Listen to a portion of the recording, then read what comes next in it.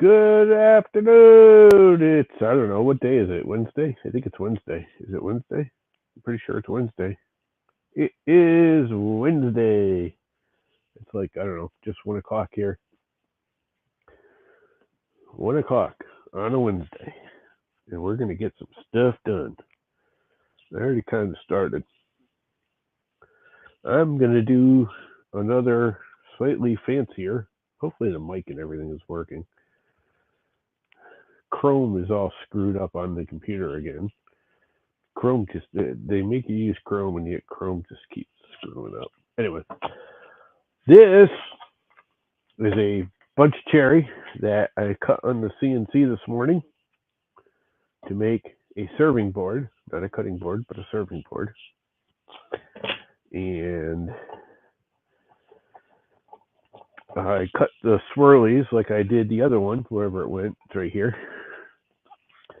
I want to do something similar to this, but instead of having these two stripes here, which I think were taken away, I'm going to do the whole thing out of cherry. I'm going to use some darker and lighter woods. This is black walnut and a little maple.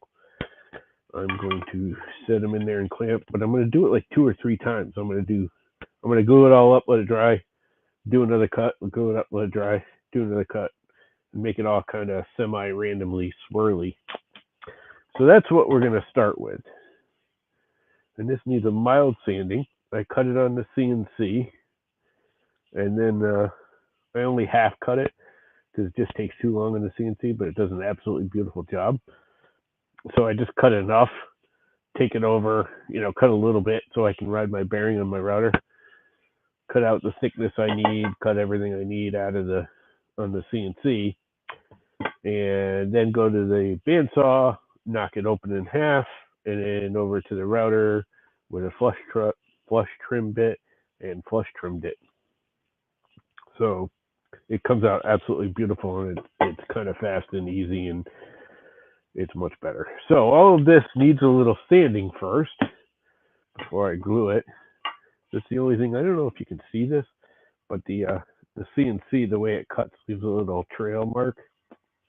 I can do a direct cut, but I found, even though it's a little faster, it's a little chattery, and I think the bit flexes. I don't think I actually get as nice of a cut, even though I don't get again, I don't know if you can see that. There's like little, like ribs, because the CNC is cutting like this. It's not just running down it and then running back. When you do that, it tries to cut on both sides of the bit, and the CNC kind of chatters because it's an aluminum CNC. It's not like a steel one, so it has some flex.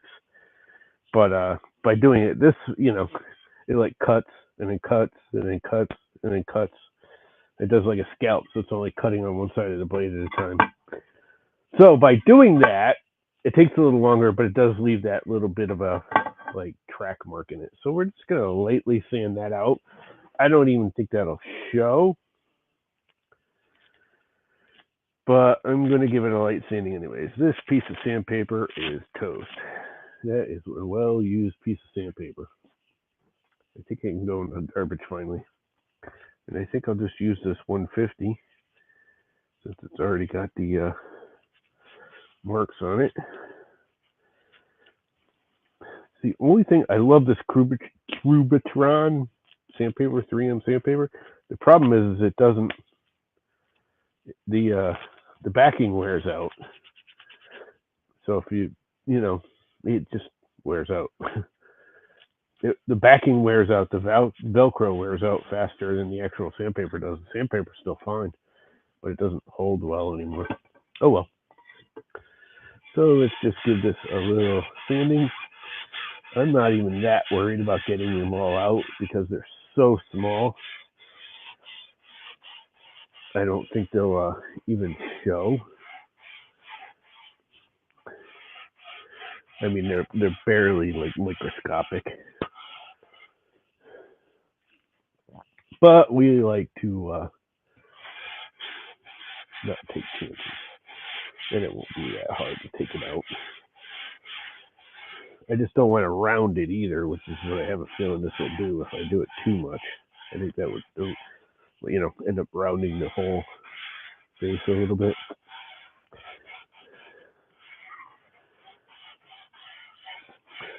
and I don't want to do that.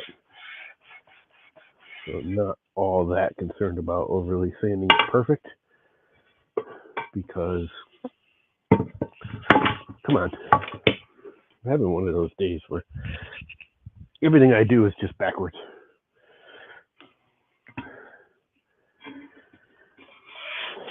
And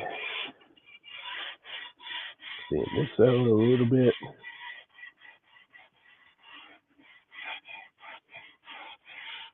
Where this is rounded and this isn't, I mean, this is a little spongy, but it's not highly spongy. Again, I'm worried about losing the shape somewhat. But I do want to sand it a little bit.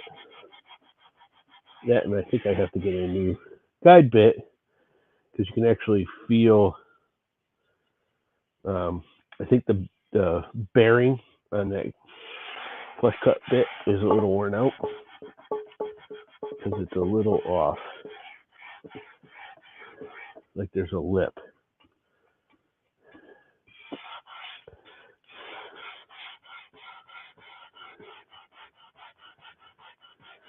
That I need to get rid of. But I pre-clamped it, I dry clamped it, and it clamped together pretty good. Everything looked good, which is why the clamps were already out. But all of this needs to be sanded also. So that's right off the bandsaw. So a little 150 to take off some of the marks.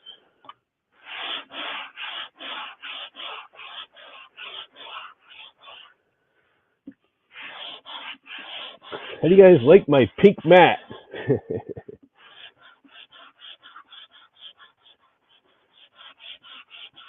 I think I'm going to order another one. Because they're normally like, I don't know, $30. And it was $8.99.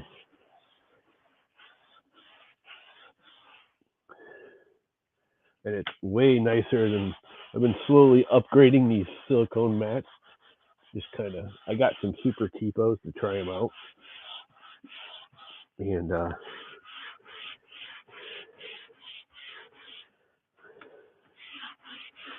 all flush already, but I'll give it a quick hit. That was the finished side. But anyways, these mats, I bought some T-Pos to see if I'd like them, you know, help protect the bench a little bit. And I definitely like them. The problem is the thinner ones still slide around. And I kept like upgrading as they go on sale, and you know, I wasn't really in a rush. But I was trying them out, and this is really thick. It's not super thick, but it's about the thickest one I've had yet. They've all been like $20, $30 for a decent one. It was $8.99. I was like, why is that only $8.99? So I like clicked on it because it was one of those Amazon, oh look, you know, check this out. You bought one of these. You should buy another one kind of thing. And opened it up and it was like, it's cheap, you know, what's wrong with it? It's super thick and it's big. It's bigger than all the others, and it's, you know, $15 less than the last one I bought. And come to find out, the grays and the blacks were all $30, $40, or $29, $35, $40, somewhere in there. You know, $30, $40 for this big of a mat. And the pink was $8.99. I was like, you know what? I don't care if it's pink. I will take the pink one for $8.99 in a heartbeat.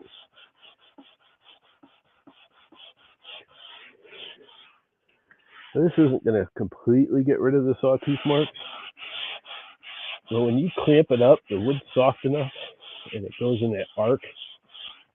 Believe it or not, most of that fills in with the glue and you don't even notice it.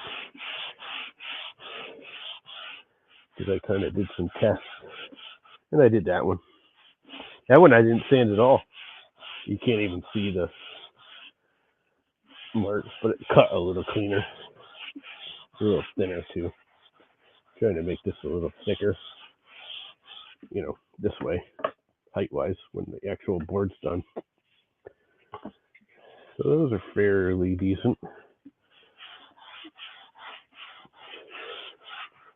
Just want to get off the high marks. If I had a drum sander, I would definitely sand them down until they were almost perfect. But that is something I do not have. Somewhere around here, my little brush. And I don't know where it is. I just saw it the other day. It fell on the floor somewhere. I remember looking down and going, oh, I got to pick that up. And I was in the middle of doing something. So, of course, I didn't pick it up.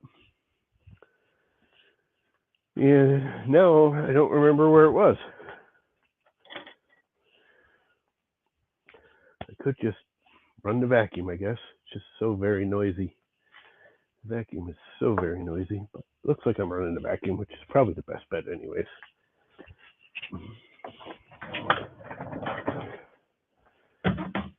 Ah, here it is. Right here. Right in frickin' front of me. That's all right. I'm already in the midst of doing the vacuum, so I might as well just do the vacuum. Where is the square head? Got the round head.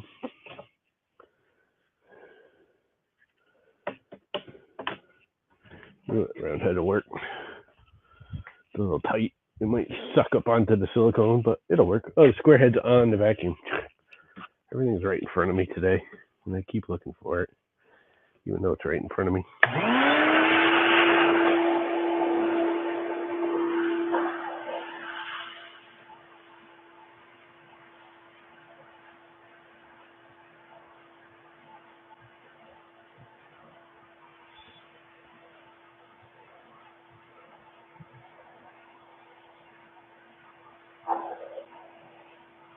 This rotating head is cool, except for it rotates too easily.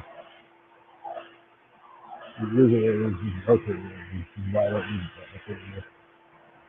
Yeah, actually, that's it. No, it's just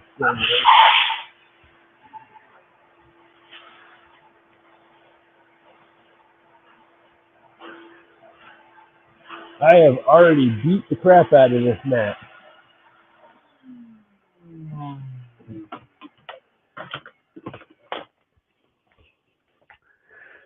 My vise is all set up. Almost. All right. This is the fun part. This is the glue up part. Top.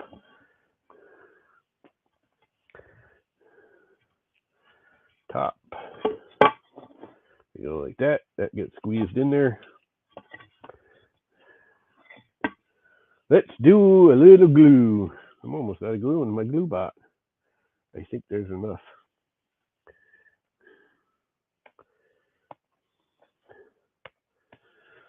I think there's enough to do this. Well, it might be close.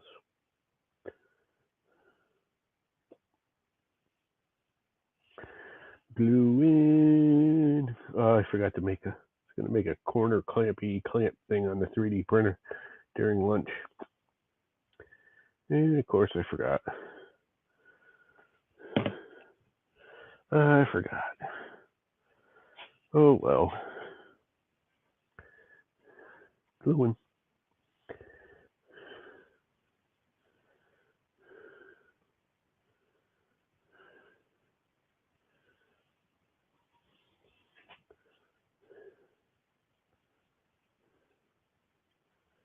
Gluing. It's gooey time.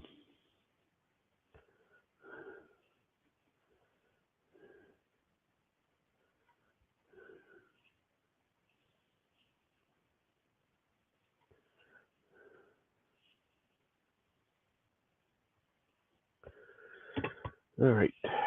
This goes there, and that goes there. And then one of these goes on here.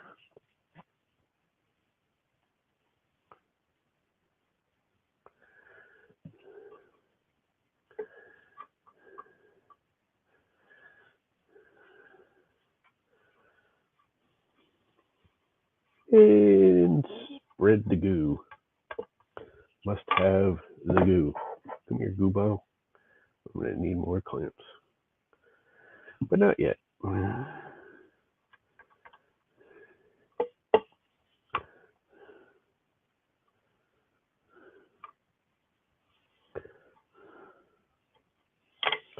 And this one goes on top of that. And then it gets goo.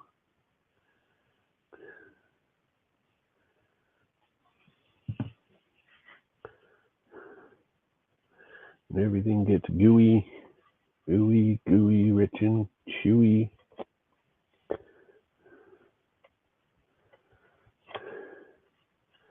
Need a little more.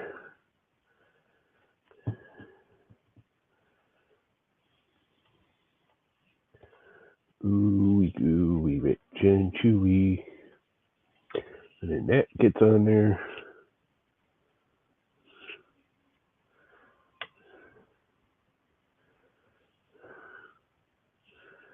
And those get lined up, squeezed together. Then they just drop down in there. And got all kinds of mess on this here thing, but that's what it's for. Best thing to do with a failed coaster. It's a fail. It like got chewed up in the router rounding it over. I use it for a glue containery spilly thing on here.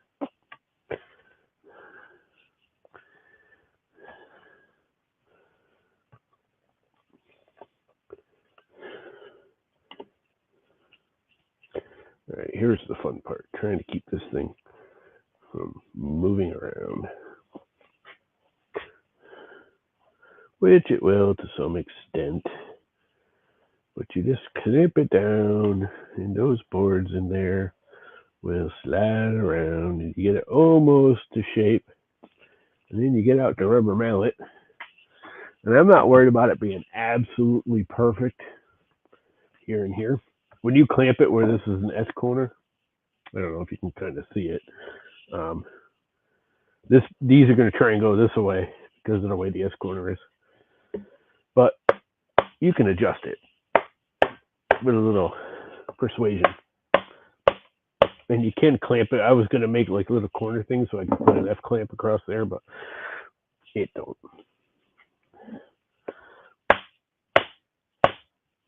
It don't need it.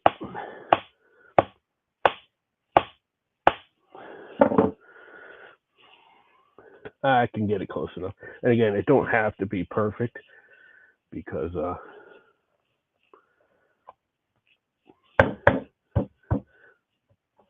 I don't mind cutting the ends off a little bit. I will be cutting the ends off a little bit.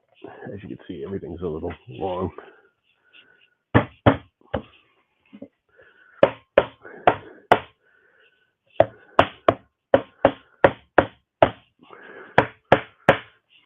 Down on that pipe. Pretty close.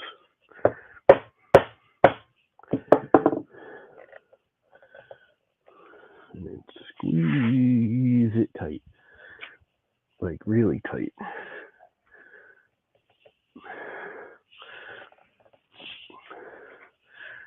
And put some more clamps on it.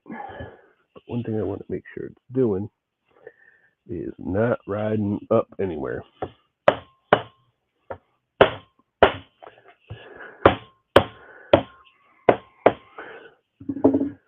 Pretty much flat on that pipe. Kind of, sort of. Kind of, sort of. Now I could just use F clamps, although, you know what? I got the pipe clamps. I might as well use them. They're a little more ballsy anyways. I will put one right here. Maybe.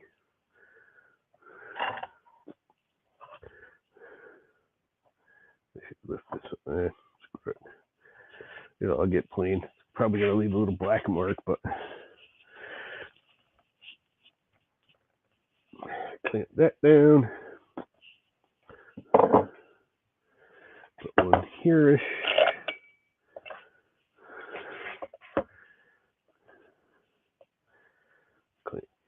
down.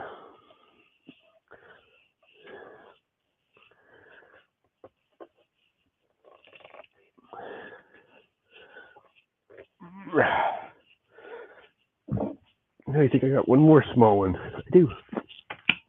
Choose all the brands.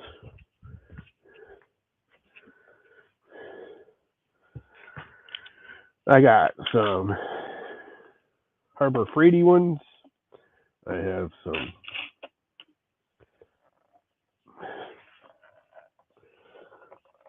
this is a Betsy, and this one here is a Jorgensen. We have all the clamp brands.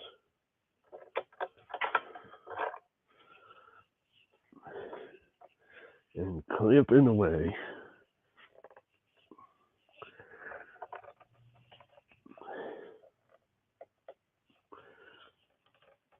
I think that's good.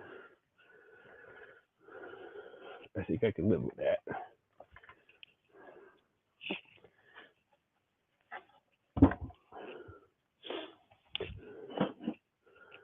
And these are all off. But that's all right. Because I planned on this thing being thinner. So, let's clean up as much of the glue as I can. And I'm kind of experimenting here too with planing and thicknesses. I made this a little thicker than I want it, like a good bit thicker than the final product's going to be.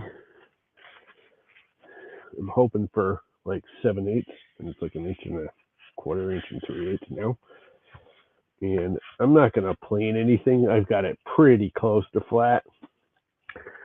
When I made this one, I kept planing it after each step, and I ended up with too little material left, and I had to pad it up. Where this one,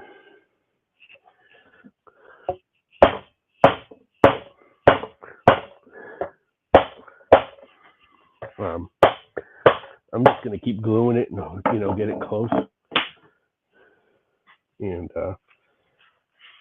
just plane it at the end and hopefully not waste as much material with multiple planing. I mean, I'm cleaning up the glue so there's no big tabs. I'll take with a scraper and I'll get rid of any big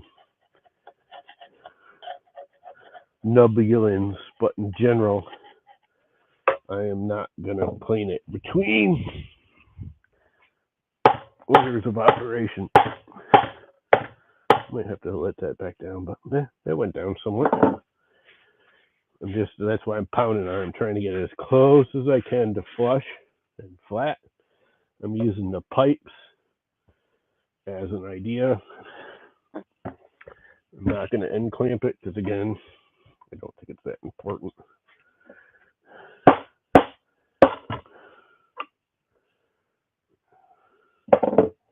And there we go.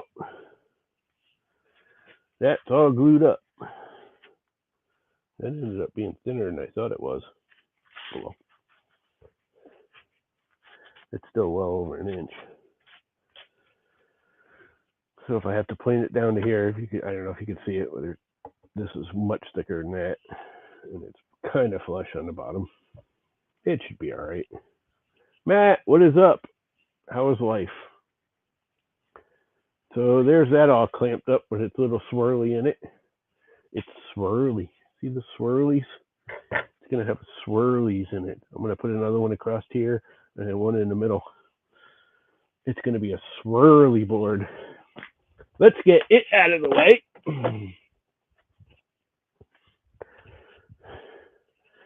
Clean up from it.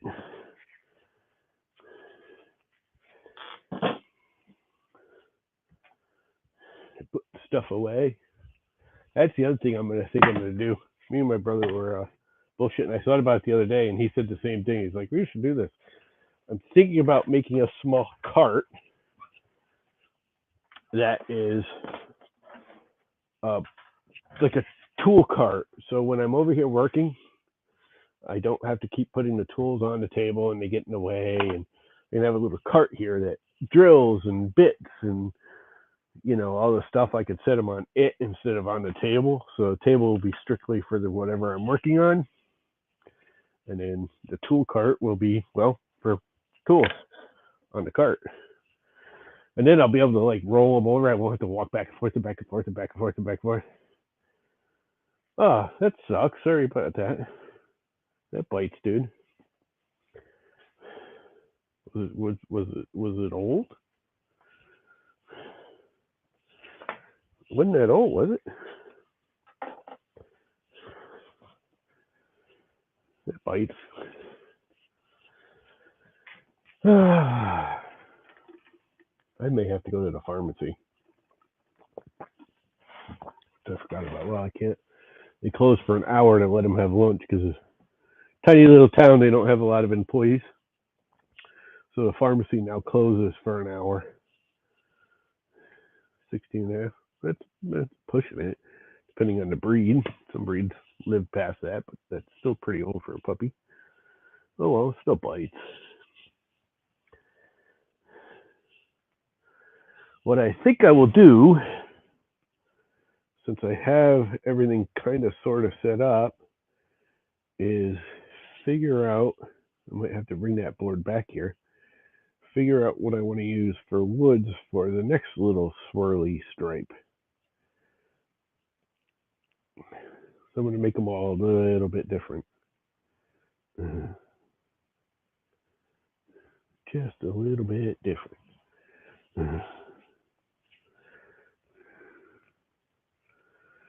I will rip down some strippy stripes. I may just I'm debating on doing like a one color stripe. Or it's a two color, but there's three stripes. There's walnut, the maple, and then walnut again inside the cherry. And that thing's sliding to the right badly now. I should have clamped it, corner clamped. Oh well, too late now. It's gonna slide, it's gonna slide. And it's sliding. I gotta clamp it. I can see it. I can literally see it almost moving. Not that I can actually see it moving, but oh, the clamps are like at an angle now. They're actually pitching as it slides. So let's put a diagonal on it if I can. I was gonna, like I said, I was gonna 3D print a little block that goes on the corner and sits on the corners and helps prevent this issue. It's long enough. It is not. It is not long enough. I don't think these are going to be ballsy enough.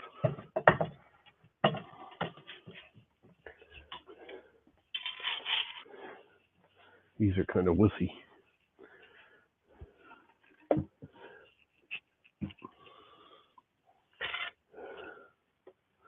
I wonder if I can do it to the clamp themselves instead of to the material. Can I get on the material? Well, I can get on the clamp there.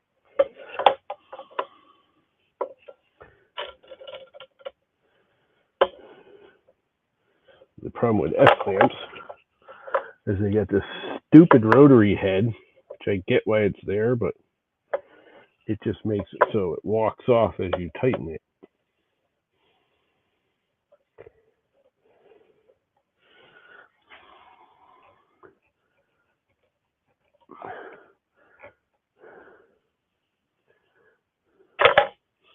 Like that.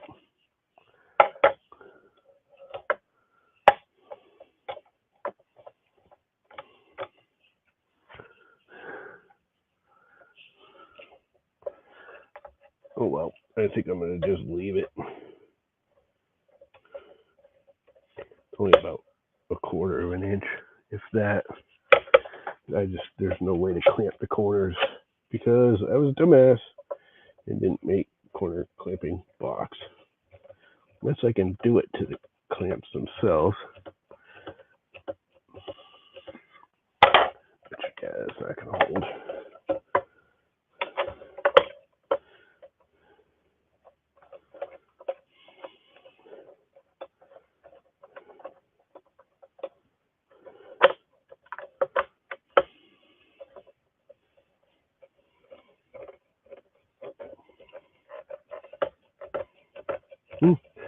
Seems to be pulling it a little bit, not a lot. I think it's just sliding like it is. It's just sliding the clamp around. Well, I'll leave it like that.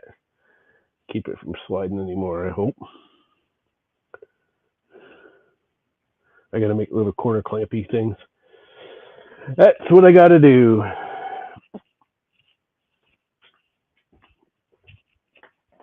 Some other day. This is as much an experiment as it is a final product anyways.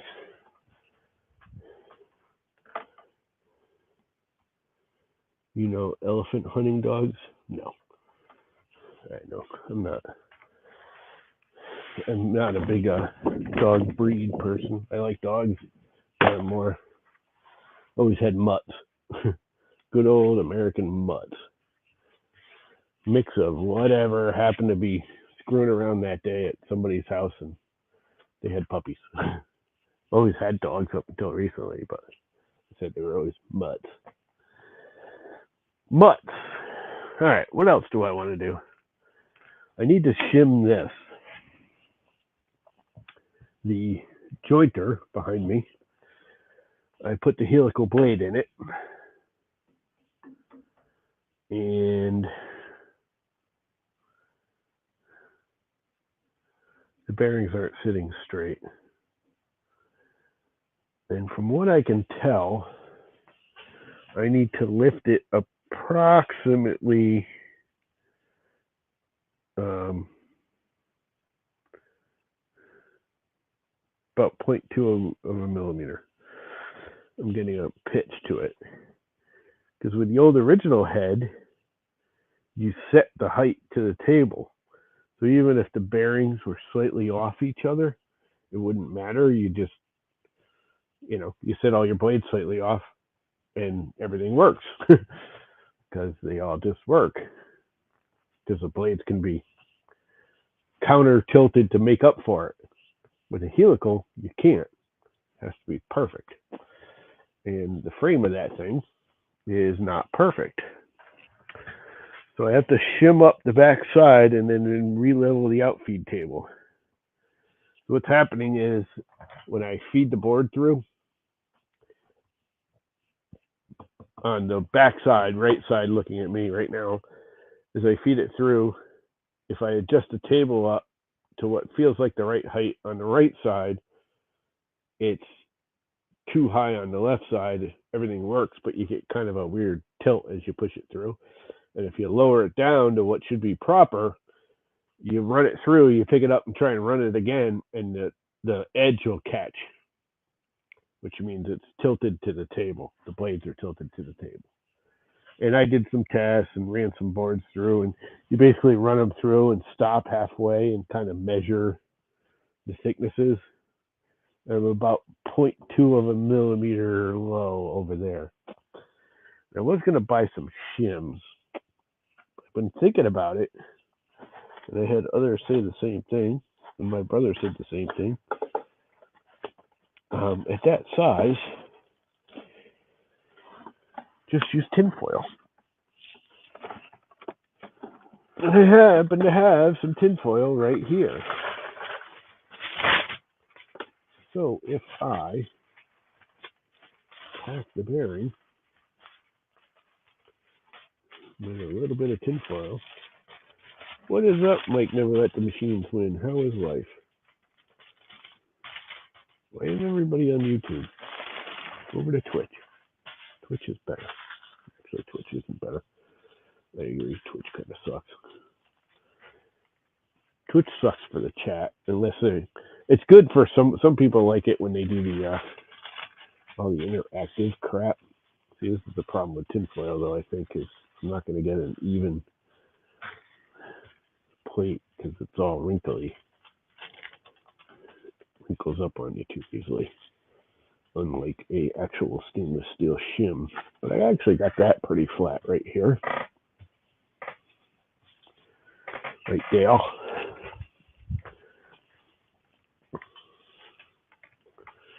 Right here. That's pretty flat. Let's see how thick it is. I'm going to need glasses for this. I don't know if this is a good idea or not, but we might try it.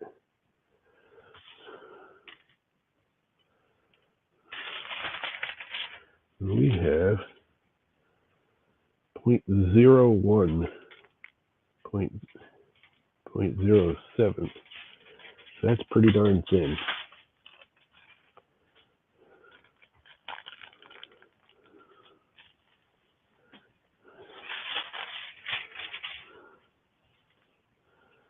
I mean, when you thin it out, you can press it, it kind of smooths out. And it's going to be under the whole bearing, so as long as it's evenly compressed. Okay, so it just got thinner by me doubling it up. These calipers suck. I paid extra money. These are left-handed. Yes, they make left-handed. 0.13. 0.13. I think this might actually work though if I do this.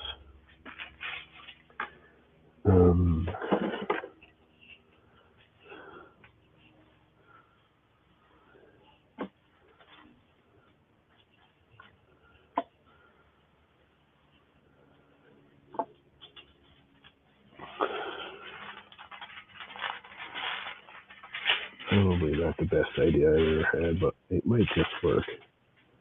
0.17. I think that would be good. If I can get it that close, I think I'd be okay with that. So that means I'm going to tear that whole frickin'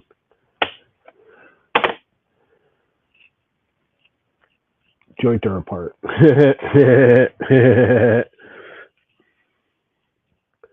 Which is no easy it's actually fairly easy. It's only 3 screws that I need to get to pop it all off. The problem is the belt. The belt is such a pain in the butt. And I got shavings in there. Can I run in that without the vacuum hooked up to it? I don't know. Let's pull them out. There they go.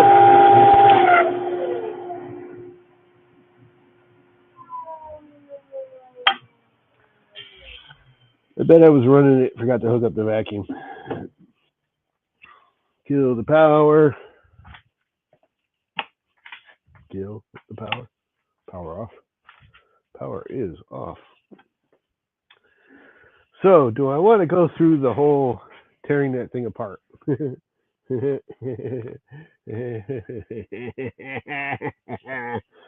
don't know if I want to or not today. I sort of do and I sort of don't. It's kind of a lot of work.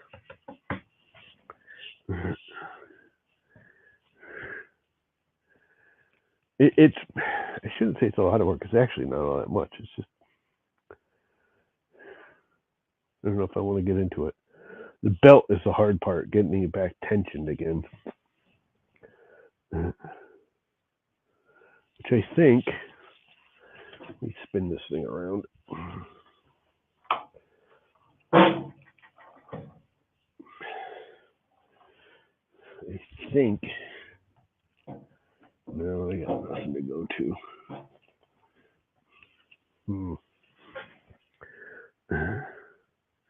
Wonder if I can just slide the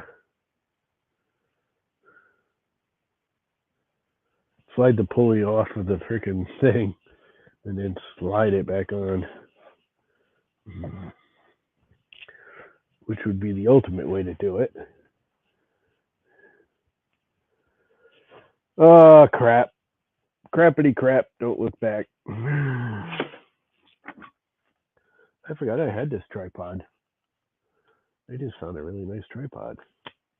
Telescoping, fancy. I don't remember where I got it from. Okay, where's that one going? Oh, you gotta turn it, that's right. Those you gotta squeeze the little pins in, and those you gotta turn it. It's a nice little tripod. I forgot I had this thing. Put it back there where I'll lose it again for a year or so.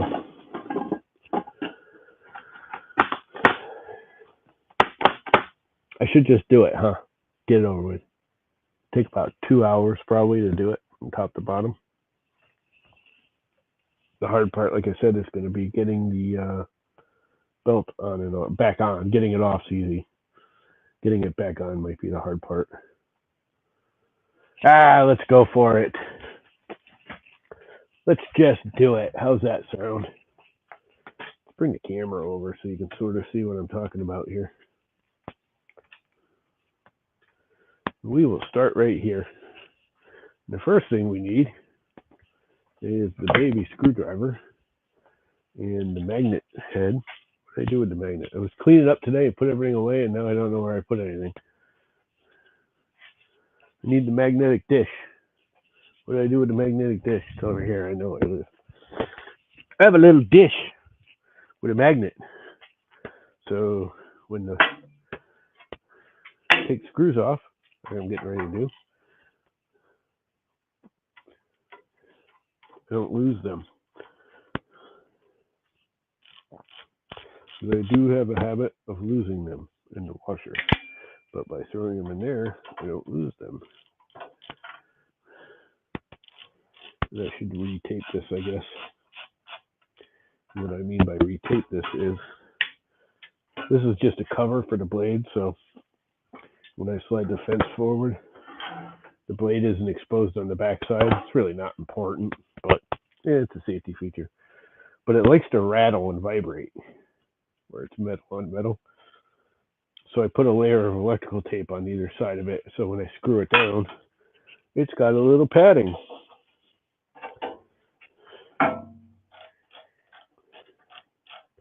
And it stops the rattle to some extent. Anyway. Magnet. Put it in the magnet.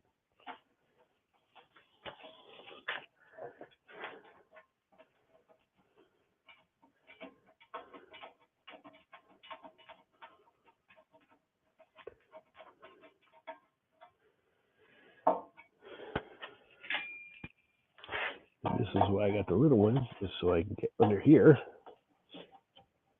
which you can't do with a normal screwdriver.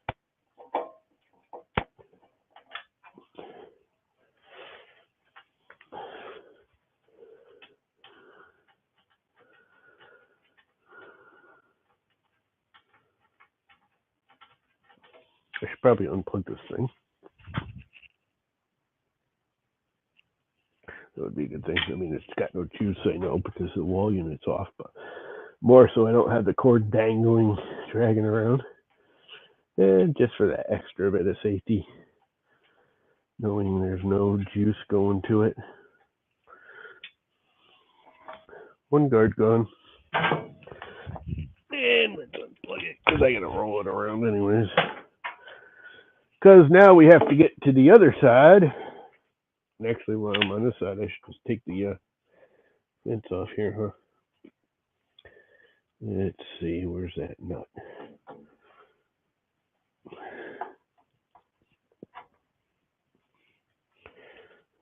Right there.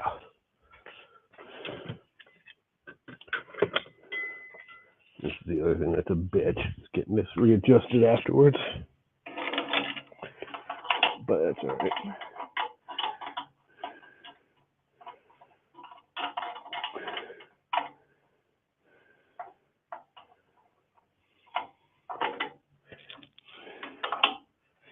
I should get a socket for this. This might be a pain.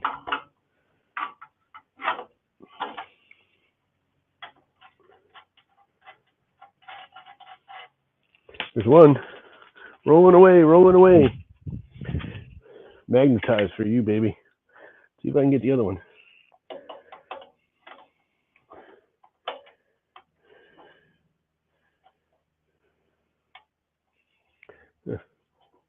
That wasn't that bad.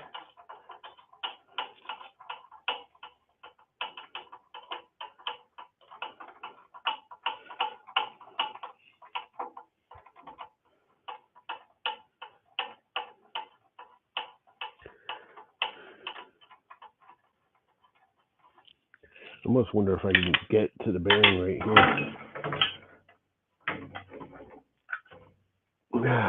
This puppy comes off.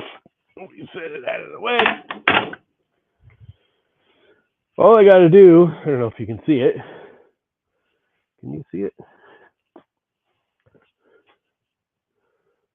Phone llama. Let's go to this layout. Why didn't it do it? And switch those. Switch. Switch, I say. Okay. Now you can sort of see. Okay. Is it still in frame? Sort of. Right here is the bearing block. And there's one screw right here. If I loosen that up, I'm wondering if I could just slide it in underneath there and not even take this whole thing apart. For some reason, I doubt it. That, and I want to do dust anyways. I was going to make a dust chute when I put this thing in, and I never did. So, you know what? I'm taking it apart because I am putting the dust chute in. And in theory, I should be able to just go like this and pull that belt off. But I doubt it'll go back on that easy. Because it never, ever does. Now, the next nightmare spot is getting the 3 bolts that actually hold this to the legs, to the base.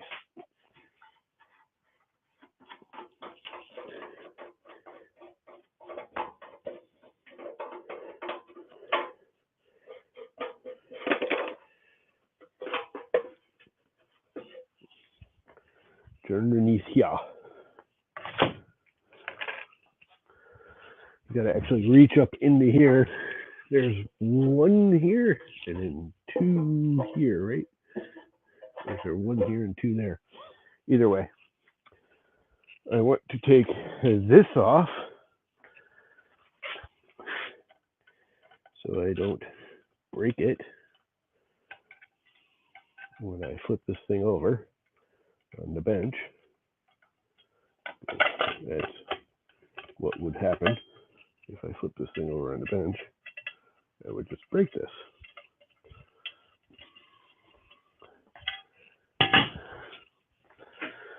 So if I remember correctly, that is a 9/16. I gotta go get me some sockets and stuff.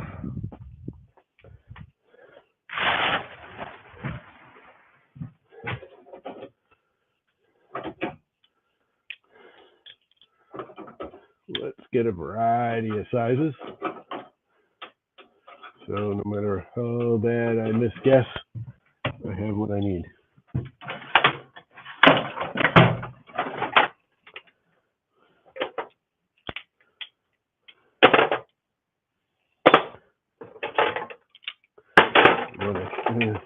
Should I use a bigger? Can I just use a 3/8? We're gonna find out. Let me guess. The one size I need, 1/2 inch, 5/8.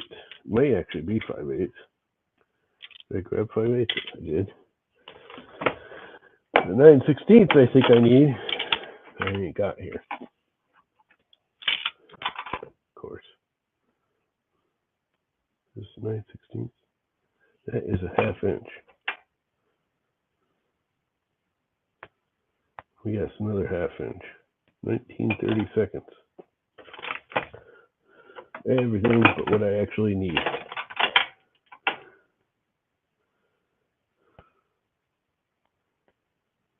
12 millimeter. Come on now. I know I got it here.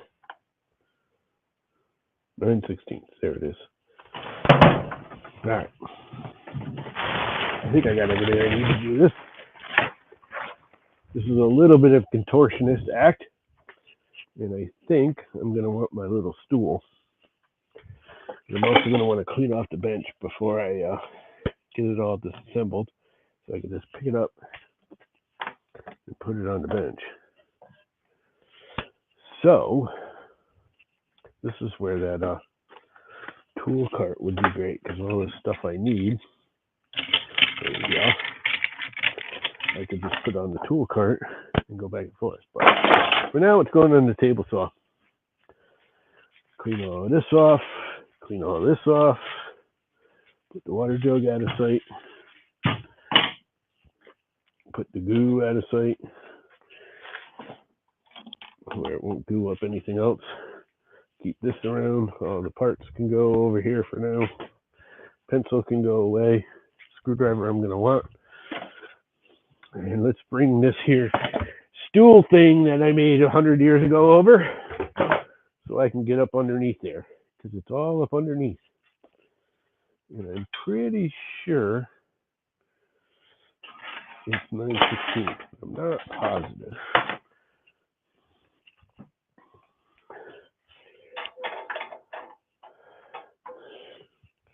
I think one of these, I have to use this ratchety thing instead of a ratchet.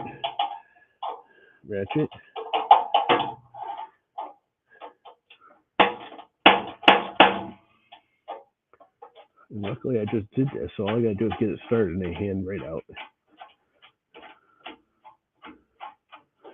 Da-da-da. One. Only 2 more to go. Where's the other one?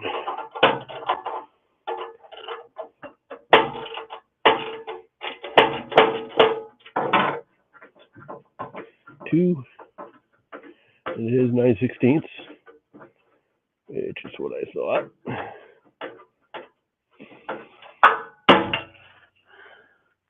There's another. And there's one left. As it rolled off the bench. Lost the washer. I need that washer too. There it is. Save the washer. That's what the magnet's for. And this one right here. Get it on there. Come on. I had it on and it just popped right off again.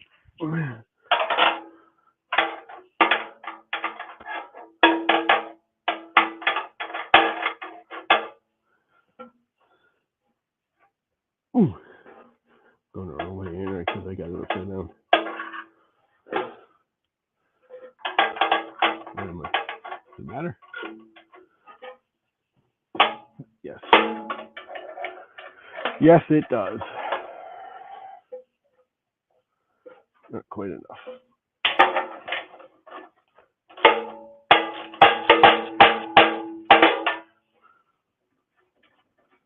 There it is.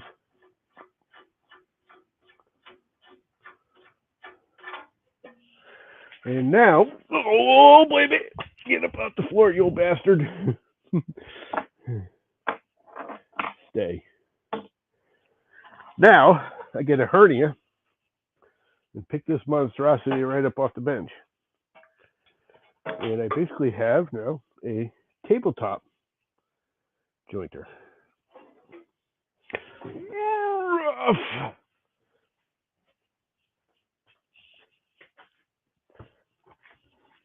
It's one big ass piece of cast iron. Holy crap.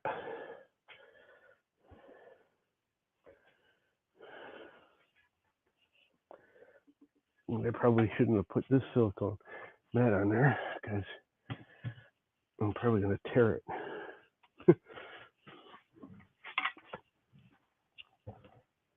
That's all right. All right, get my finger out from underneath there.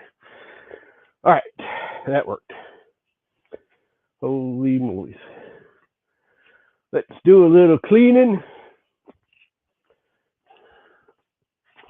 and vacuumating. And that's the other reason I really wanted to do this today. Let's see all that sawdust.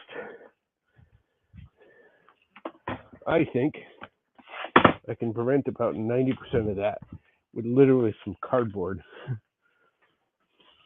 I don't know if it'll work or not, but we're going to try it.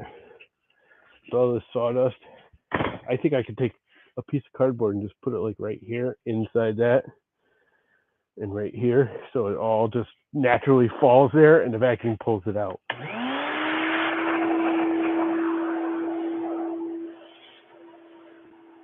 And actually, it's gotten worse with the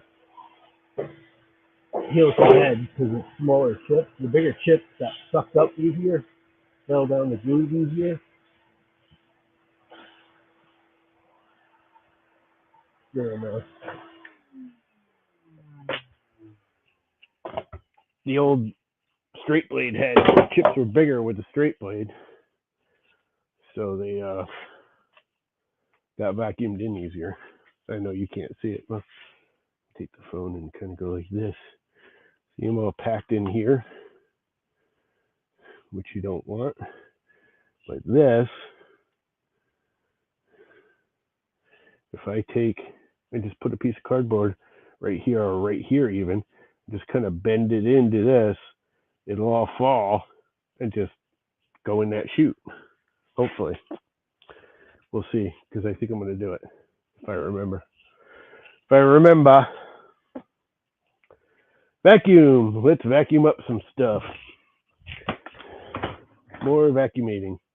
Viking! Jerry!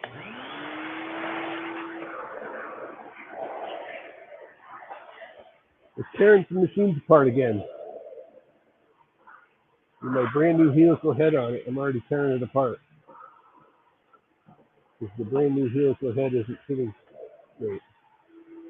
Not perfectly straight. Anyway.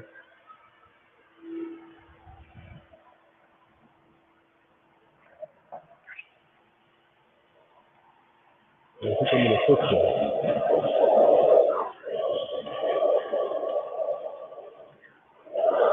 And possibly improve the dust pressure at the same time.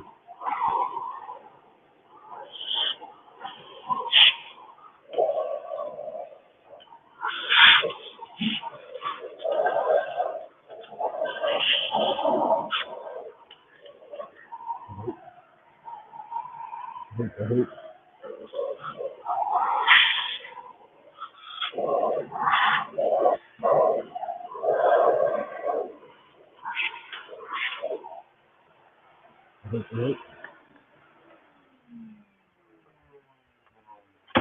If you've never seen the inside of a joiner, now you have.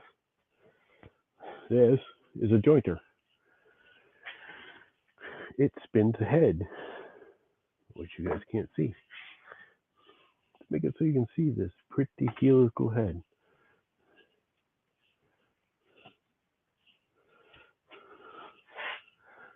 The clippy clips on this kind of suck.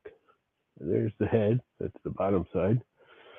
And I think if I put some cardboard here and here, I can get the dust collection to be better. It's still going to slide in because there's nothing in between the sliding tables and the main frame. But I do think it'll lower it quite a bit by doing that. There is something in that already. Why is there tape in there?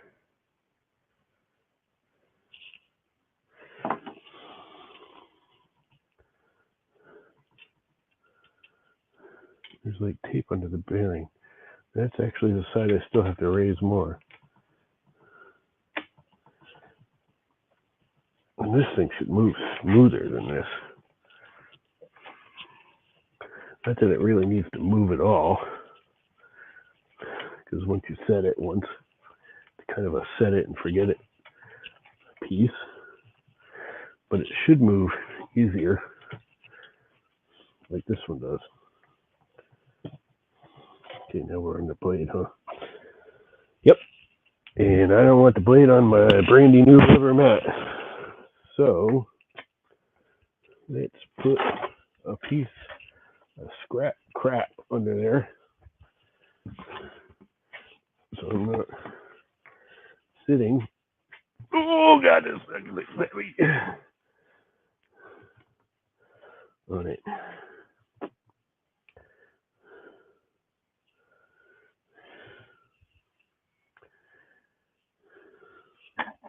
That's 9/16 also.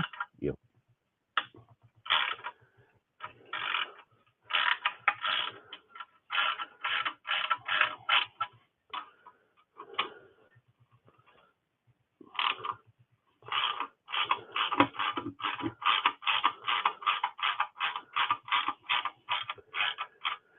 And this two bolts here are what hold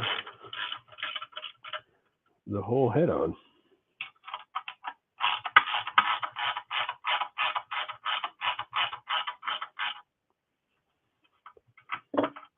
They hold the bearing. And I didn't never seize those. So I am definitely going to never seize them. This is tight. And it shouldn't be.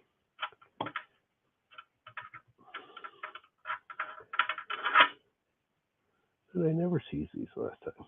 There's no never seize on there. So now, in theory, I should be able to just slide this head right out.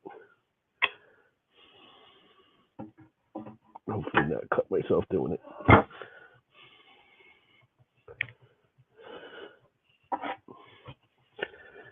And these are my bearing blocks.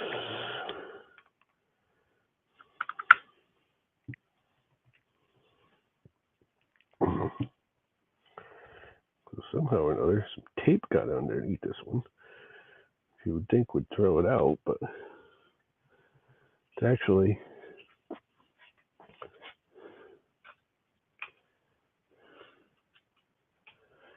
the one I got to pad up.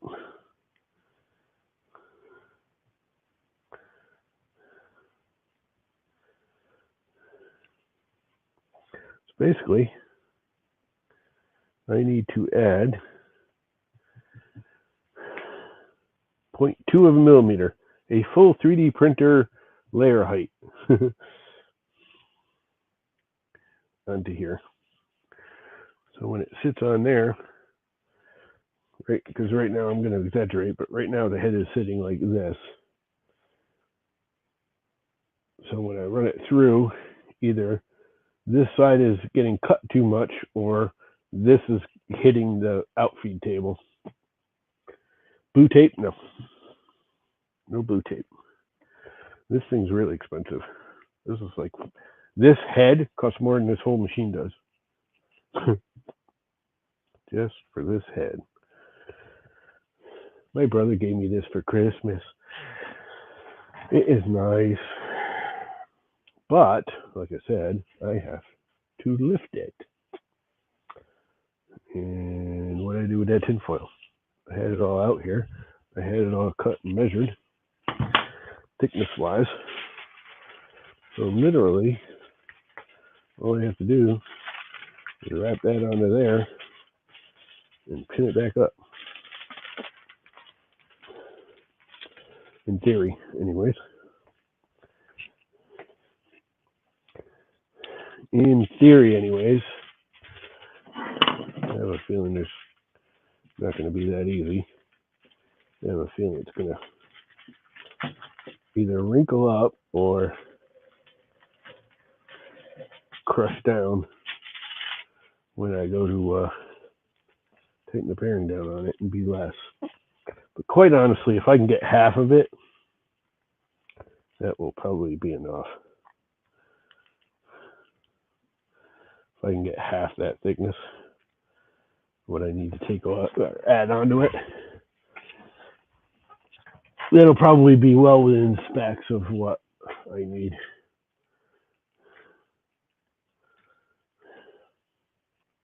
As you can see, I mean, I was bitching this is hard. This isn't that hard to take apart and get to this point again. So if I decide it is close and I want to get actual stainless steel shims, I don't think it'll be an issue.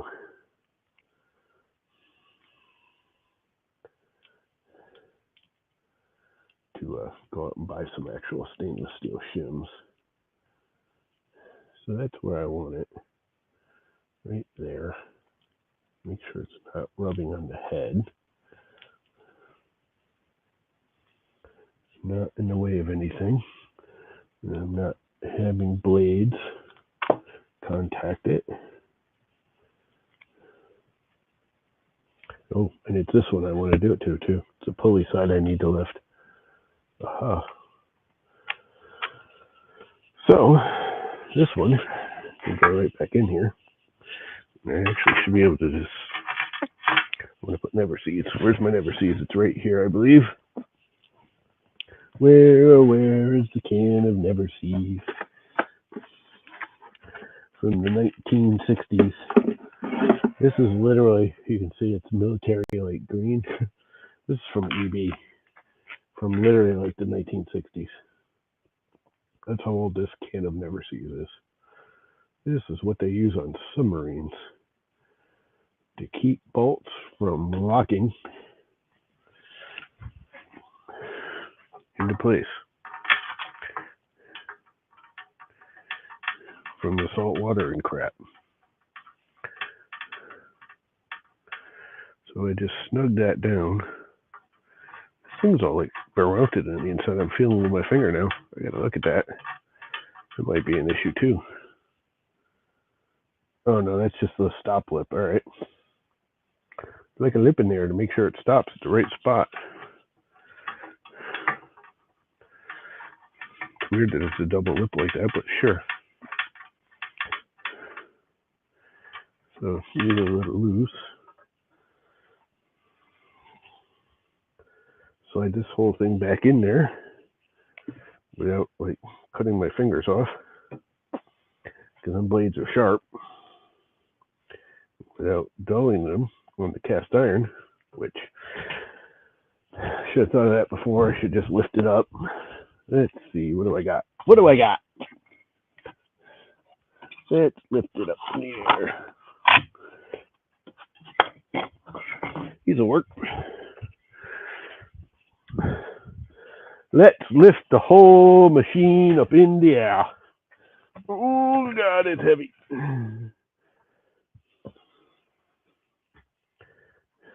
That's enough. I was going to do both sides, but I don't even need to. Just slide this thing in here without damaging the blades, hopefully. Line up the bearing. Push it in. Might need a little persuasion.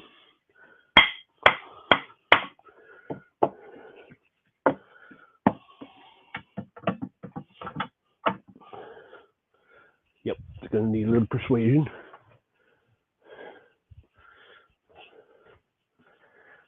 Flip this over to the way it goes.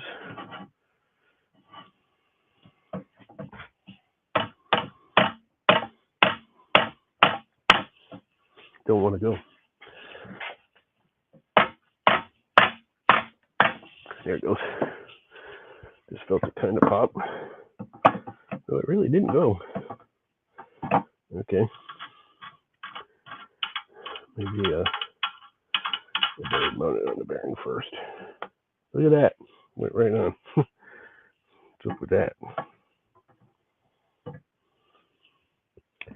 Something was catching. And I'm using a different bolt, I guess, because there's no never sees on it. But we're never seizing the crap out of this.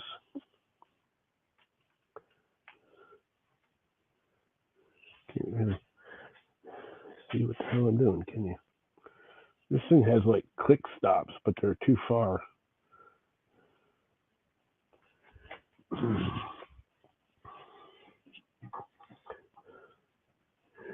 Oh, come on. Drop down in the hole with the washer I did. But we have the magnet for that.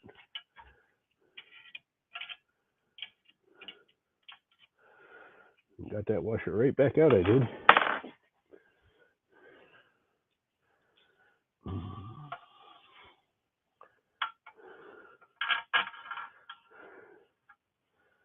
Okay. Gotta rotate this thing around till it lines up.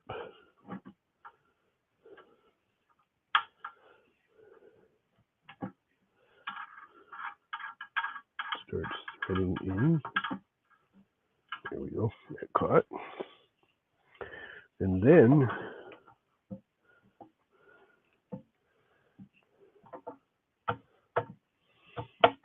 okay, why did the bearing pop out again?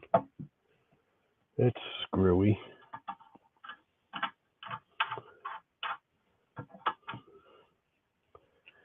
Alright.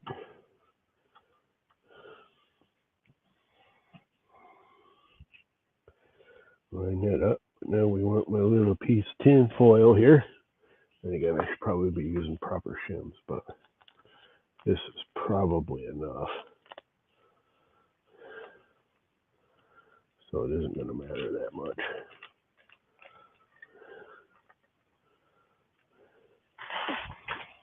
Make sure it's not going too far in. Come on, sit where I put you. Put where I sit you. Where'd the other through bolt go? That never sees on it. Let's put a little more on it. Because never too much.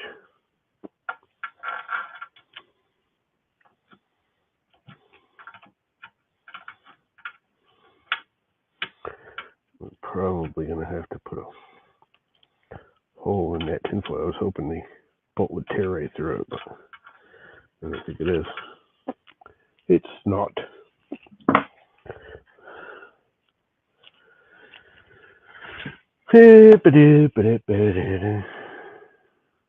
Put a hole in here. This is not the most precise way to do this, but I think it'll work, actually.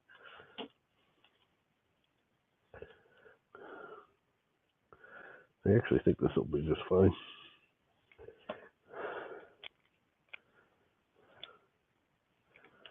I think it will do good enough that I will be able to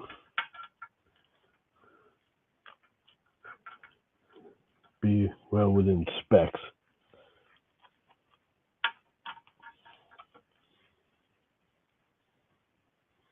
Okay, now I just got to find the hole in the bearing with the bolt.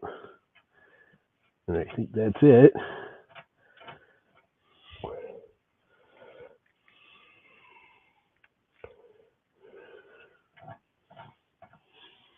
And tighten it all up.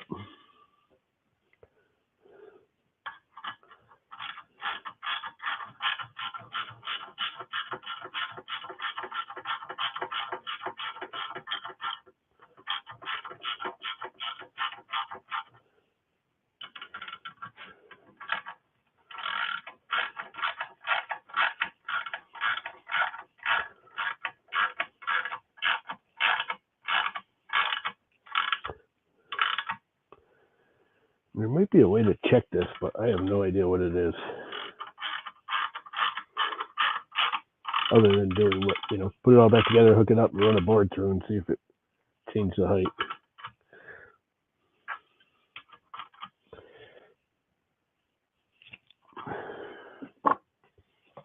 And then there's a little bit of tinfoil here in the way, which I will just cut out of the way so it's not hitting the blades at all as they go around.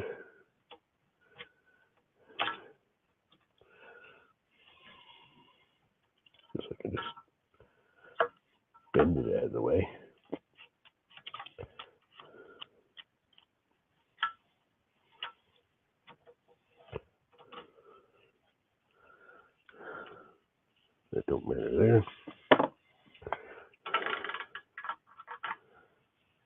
Mm.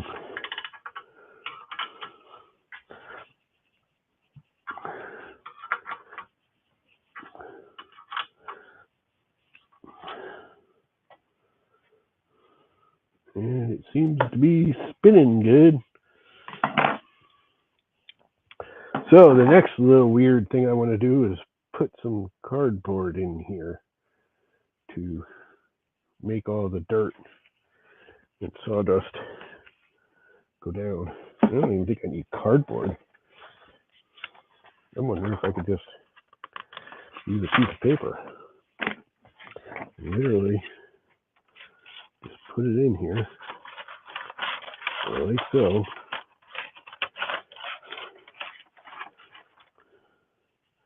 Just keep it from blasting sawdust into here.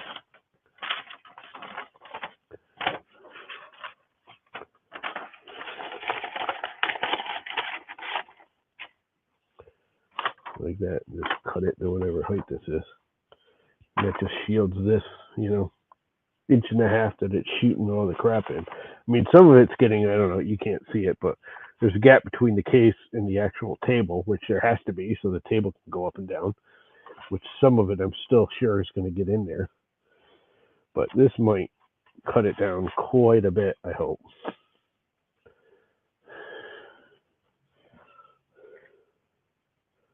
Actually, I think I can fill the table from the top. I think. Not quite sure. Should probably lubricate this dovetail.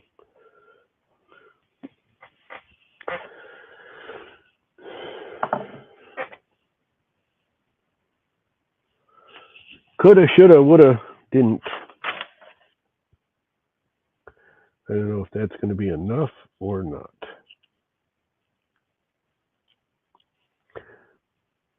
Or if it's going to be none at all. Or if it's going to be too much. But I think it'll work. I think that's actually doing what I need it to do. What do you think? Should I paper it? Put some paper behind here. I'm almost thinking I could use a really thick piece of freaking duct tape. Blue tape! Except I don't think blue tape would hold. But I do think I can literally take some duct tape.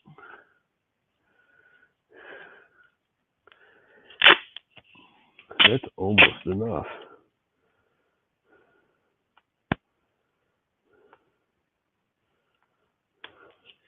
It's darn close.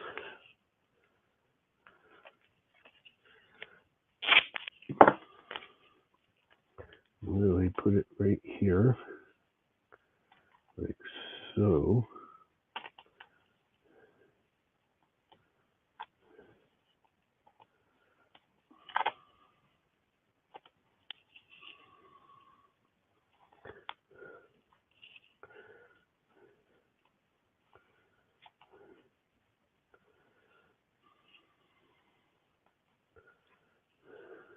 And quite enough. It's very close though.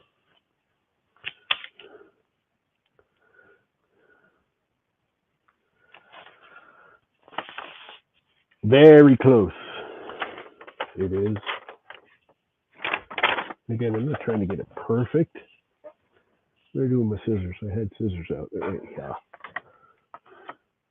I just want to see if I can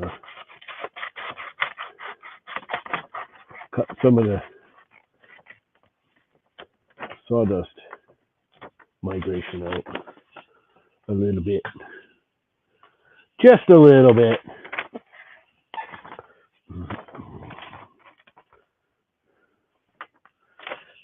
Right around here. And I'm not trying to be precise, because I don't think it'll matter to be precise. I know I'm going to still get some migration. Come on. Right-handed scissors sucks when you're left-handed.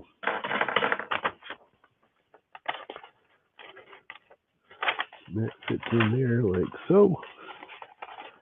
And then I can just tape that on there like so.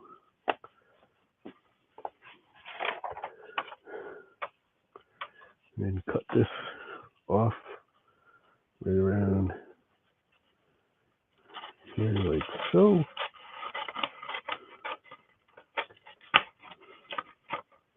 So it's just a little proud of this, so when I put it down on the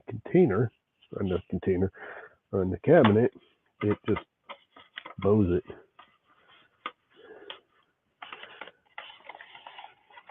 A little bit. It acts like somewhat of a seal.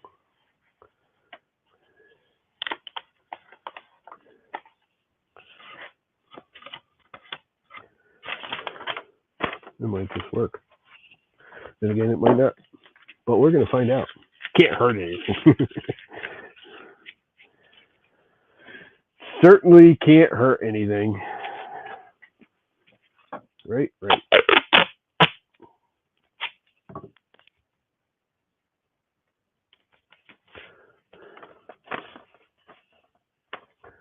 And this goes in here.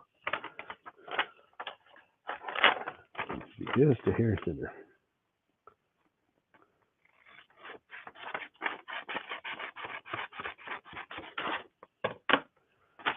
This is probably a total waste of time. But you know what? I don't care.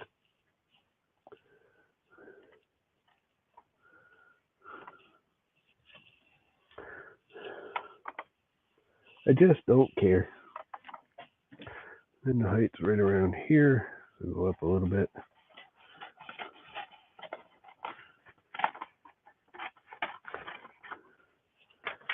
So I can have it fold away, be a seal, sort of. I guess I'm ready to put it back together.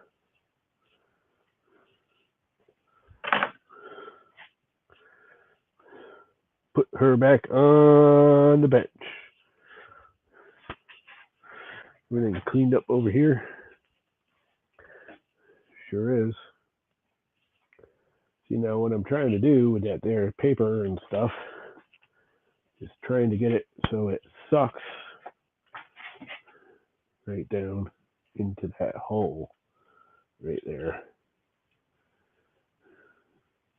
I'm going to use the phone as the camera sucks because the camera lens is in the middle, but if I can get it to shoot more into this hole than going over here or over here, it'll hopefully, I don't know, hopefully make it better.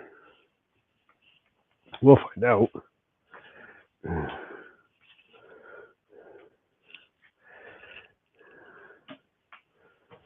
We will find out. Come on, the frickin' clicky little stay clicks on this tripod when I adjust the head. And for one, they're just too many and they're too frickin' big. Wish they were finer because I want to be right in between the two of them. Oh well, might grind them off altogether.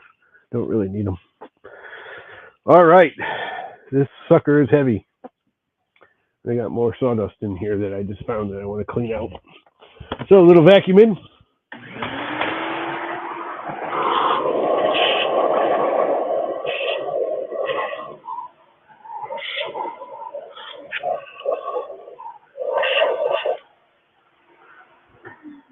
I do think I'm going to shoot some oil wherever it went onto this head because this thing is not gliding like it should.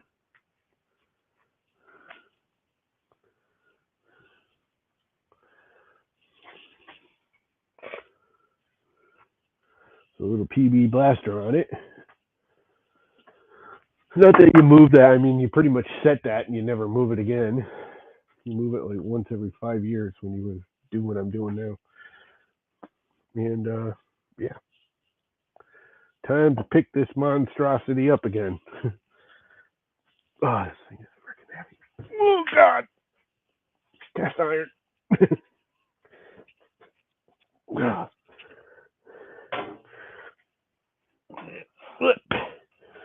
Come on, baby. Flip. That'll break your back.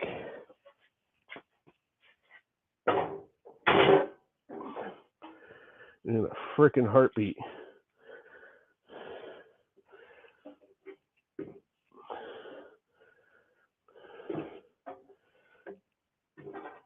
Oh. Woo, that thing's heavy. And I just got oil all over the place.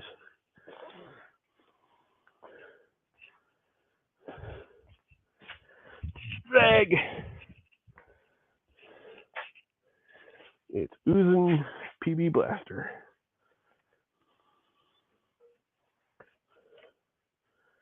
Uh-oh. Just slid off the back.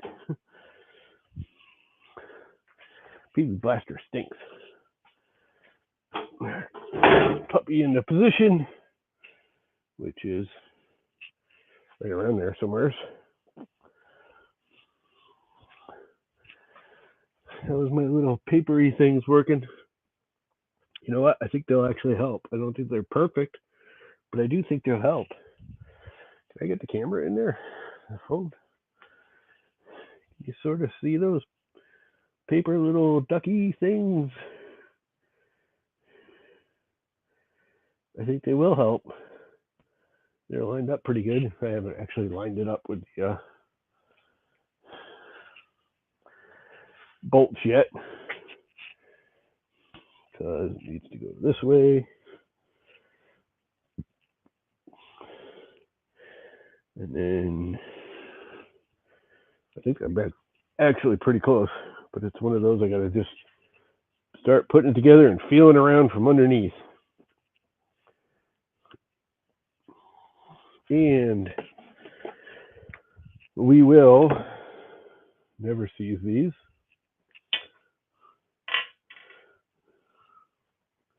Because these didn't get never seized last time I put it together.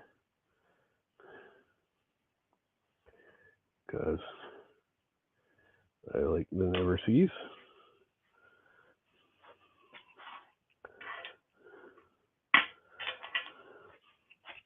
And then let's, actually I can bring this camera sort of over too, huh? Uh-oh, what did I hit? My water bottle.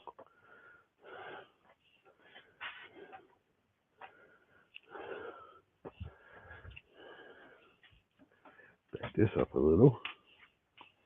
Not that you'll be able to see what I'm doing.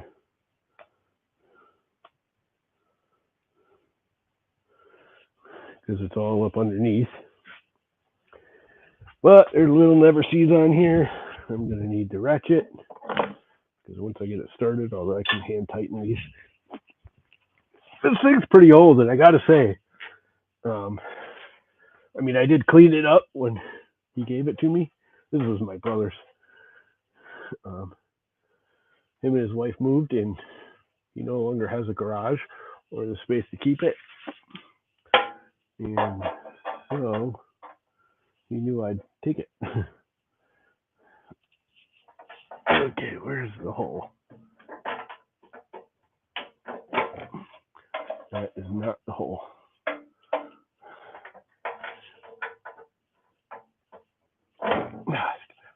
Go this way.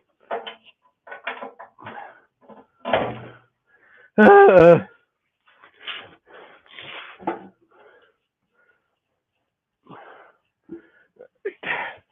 I wasn't so damn blind, this would be a lot easier and cripple.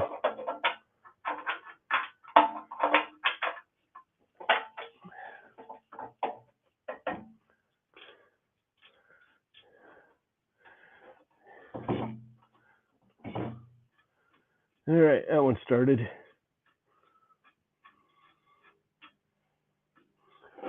Leave it a little loose so I can wiggle these two around and get them lined up.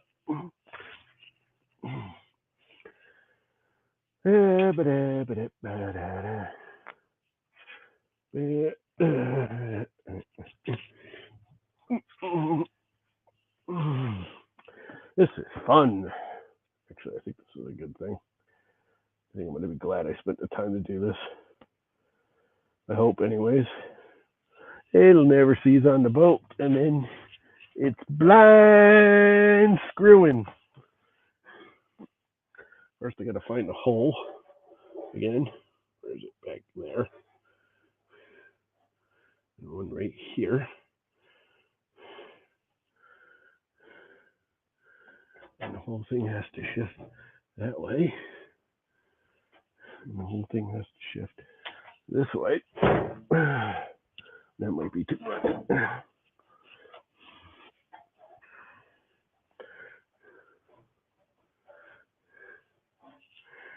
Let's see, is that the screw hole?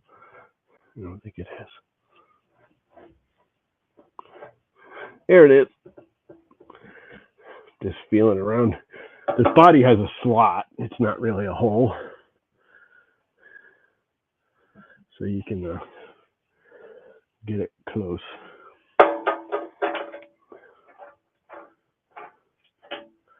All right, that one started. Now the last one that's way in the back in the obnoxious area where it's already hurting my shoulder to put it on there. But that's life. It'll never cease. Little lock washer. I gotta get my body all contorted in there. Find the freaking hole with my finger. Where the hell are you, hole?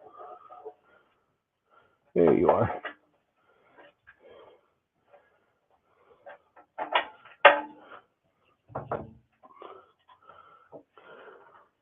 Come on, start. Of course, I have to do this right-handed, and I'm left-handed.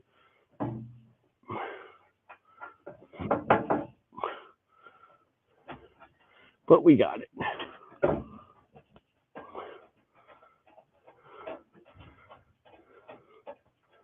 And it's in there. All right, tighten her up time. Oh, crap.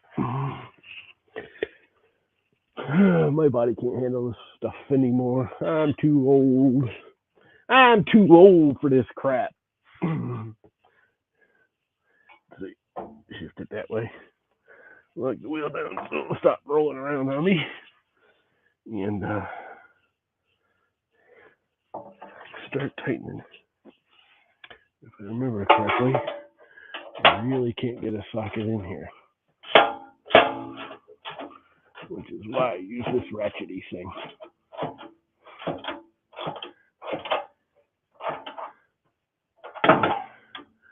The ratchet wrench saves the day.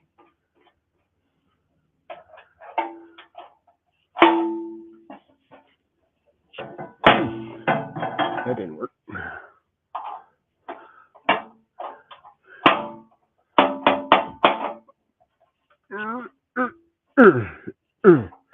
Okay, those two are done.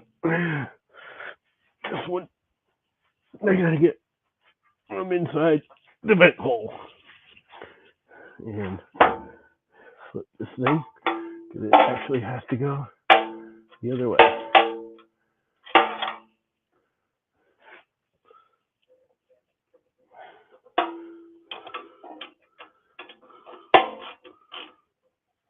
Ooh.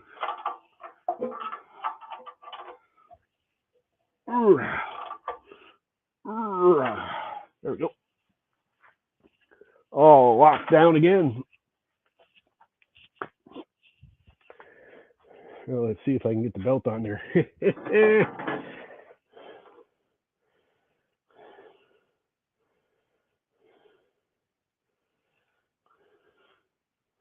Rotates this away. So you want the arrows pointing that away. I don't know if you ever used one of these, but you want the arrows, the points. See how there's like a point in each one of these? It looks in the leading one. You want it going in the direction that it rotates. And it really doesn't matter, from what I understand, other than it'll work either way. From what I understand, it just makes it quieter doing it that way. And this might work really easy by doing it on the bottom pulley instead of the top pulley like I was doing before. That was super easy. And that's perfectly tight, so it's all good. All right. That looks dangerous. My jointer. I love my jointer. The wheel's locked. No wonder why it's not rolling around, because I locked the wheel, you dumbass. Oh, yeah, everything's got to fall over. All right. Now, next, I have to put the fence back on, which is kind of a pain in the butt. The way it all lines up. But I think we can handle it. It's got a little sliding locky thing here that you have to bolt down just right. And it has to line up to that key and slide. But then you have to slide this, but get it not so tight that it won't slide, but get it tight enough that it doesn't slide too much, which is a real pain in the butt.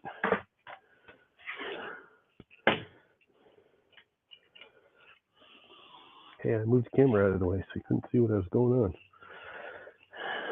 Nothing that matters again, because everything's upside down. So, washer, nut.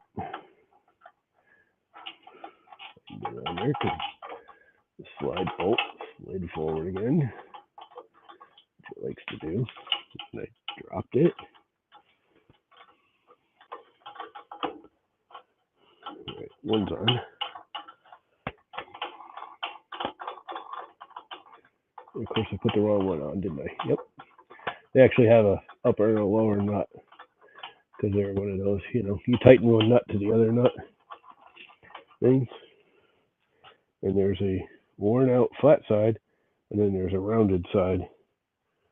You got to kind of look to see which one's which. I need this side down because the next one's coming up. Right? Yep.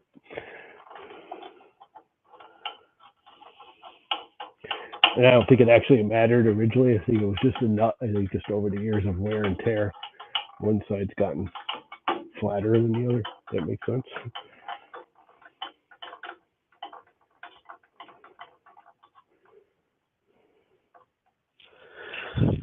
And this one goes that way.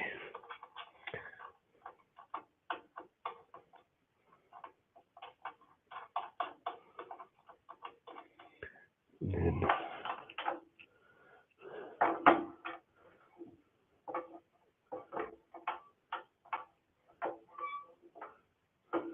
be tighter.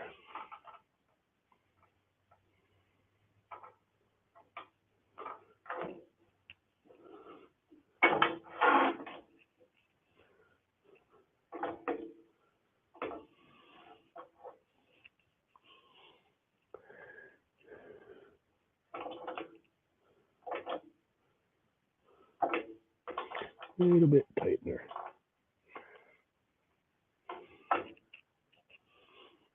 That looks like it'll work. All right. One more thing down. Next, put the guard back on. I'm not even going to test it till the guard is on. This guard, anyways. I'm not worried about the two back guards in case I screwed something up, which, it's me, so the possibilities are there. Spring.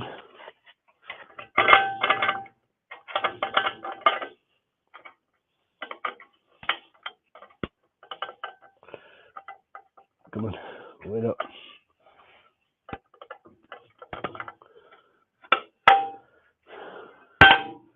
That's done.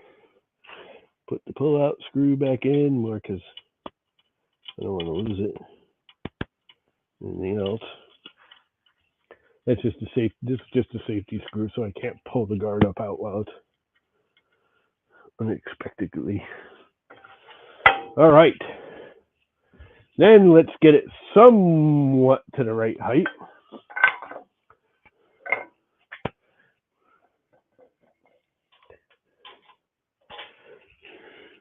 This that's loose.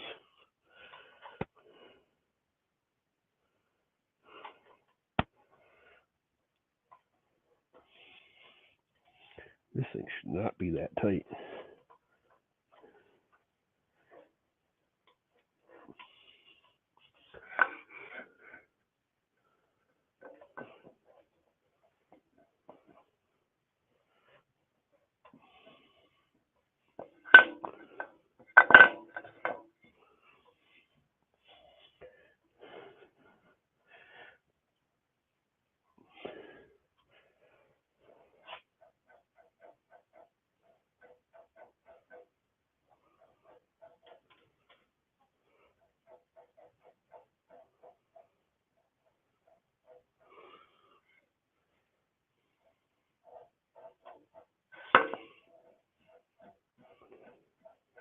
See how that's catching?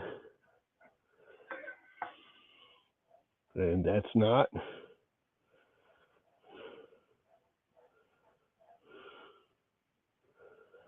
This isn't padded enough.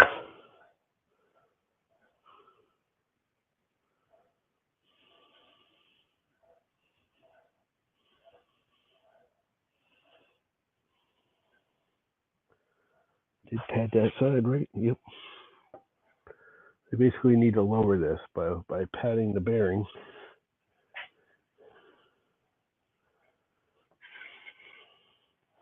It's not catching there. And it is catching there. Which means this head is leaning up on this side. Which means I need to pad it down even more. Oh, I padded it up too high. It does pad it up. Gosh darn it.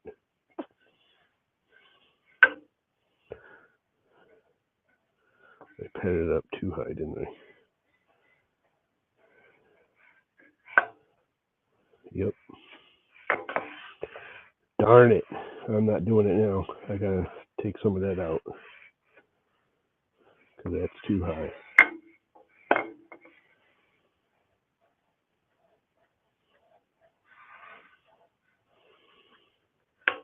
Yep, because that's catching pretty fierce there. And it's not catching at all there. Ah, bummer. So I added too much material. But now I do know it'll work. And I think I can do it without tearing the whole thing apart. I think I can just slide it in here from the back. I have a feeling that tinfoil crinkled, and caused it to be thicker than what I needed. I was hoping it was. I was expecting it actually to be a little thick. I was hoping it would compress down when I tightened the bolt, but it didn't. Not as much as I hoped, anyways. Well, that's a major bummer.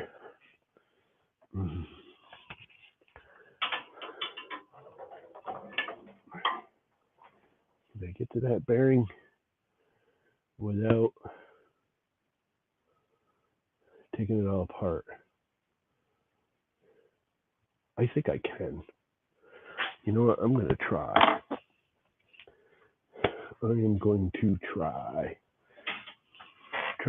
Try.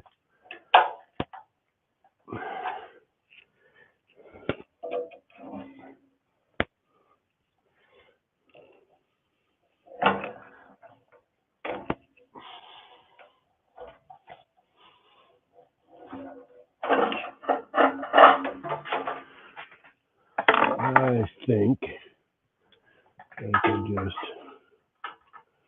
get on this, go the right way. Actually.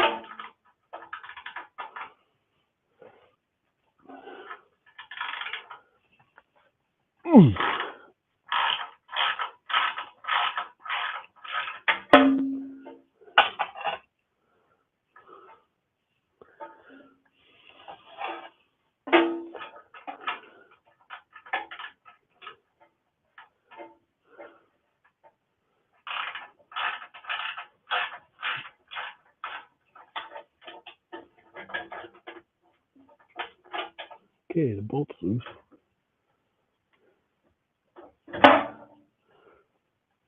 me get the tinfoil out.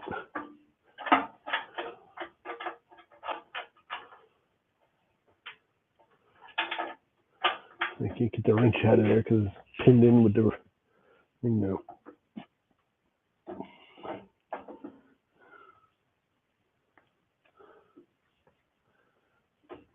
I can almost get my fingernails on it.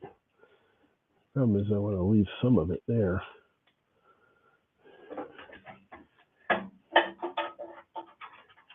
Drop this bolt right out.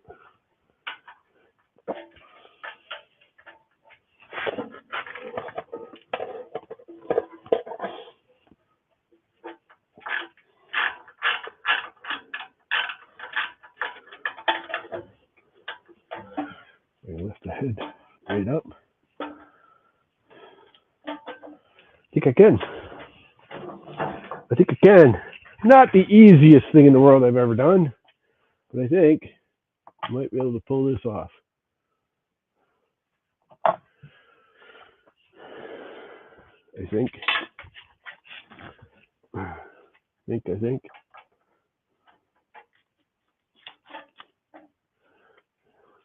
Got it out. Got one piece out anyways. The pulley's right in the way. But you can take the pulley right off, that ain't that hard.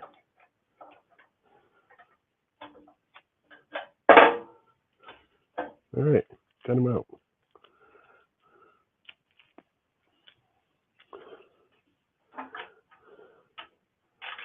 Tighten it back up.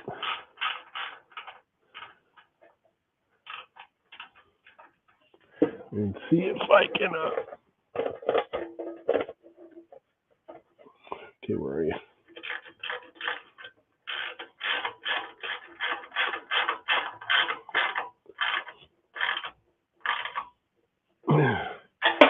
Let's see if it's rubbing now. Maybe just taking it apart, reset it.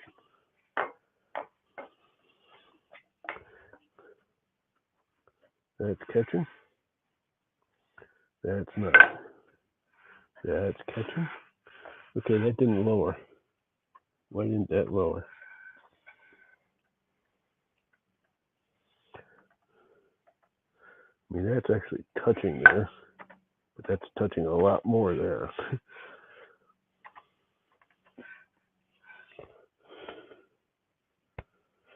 So maybe there's a piece of that tinfoil still under there that I missed. I don't see any. There's sunlight in my eyeballs.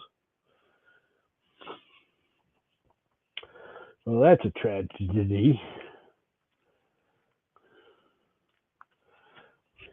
I wonder if I can use the tinfoil on the other side. Was I doing this backwards from the beginning? Wouldn't you know? If it was, I would be. If it was possible, I would do it.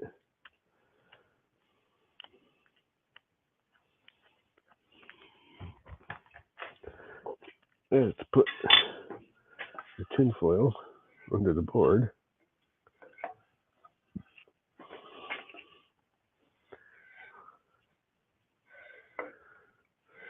That's almost right. Wonder if I just needed to shim the front or the back. But that doesn't make sense because it was the other way around.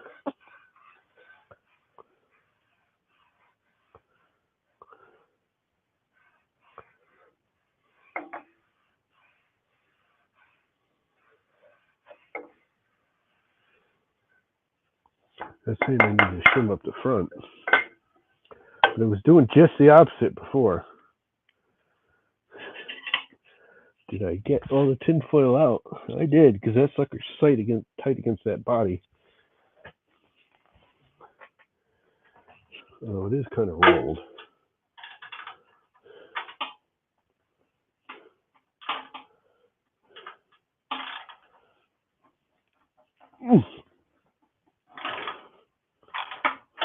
Let's go the other way.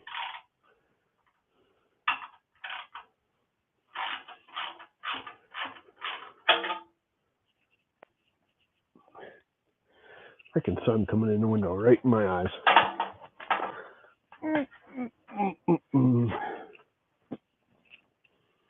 Move the camera. Now the sun can be coming right in the camera's eyes, right? Sort of.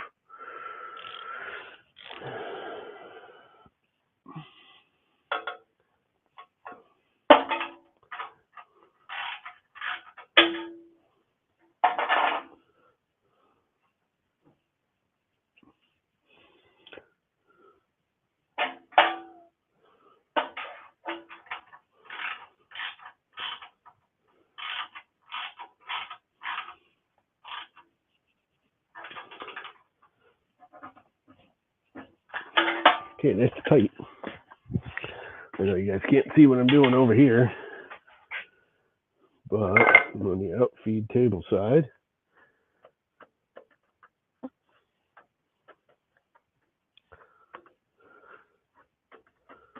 I basically have a flat board, and you spin the head, and it's catching on the left side, and it's not on the right, or catching in the back and not in the front. So I wonder if I can pad the bearing in the front.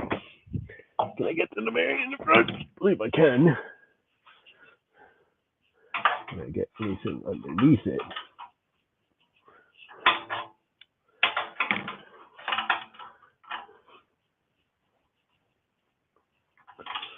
Oh, come on.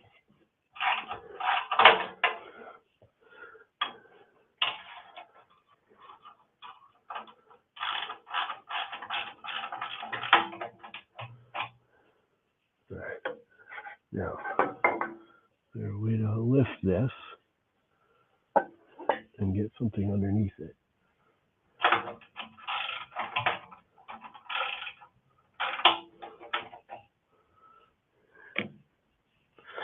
Just to lift it that little itty bitty bit, which I actually think this is too much.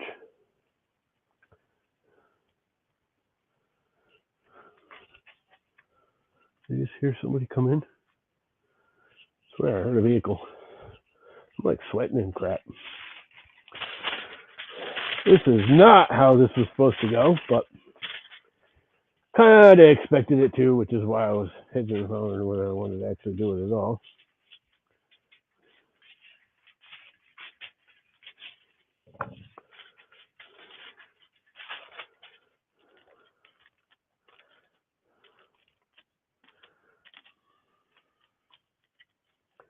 Whether I wanted to do it at all.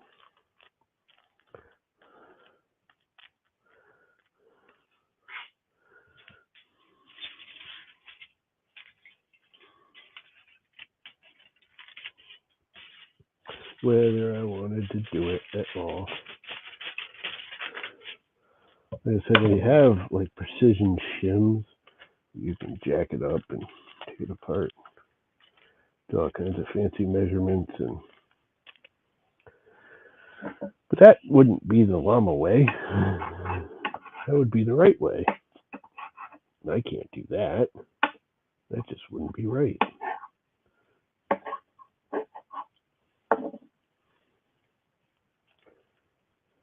The reason I think I actually need more than that. I do. Let's see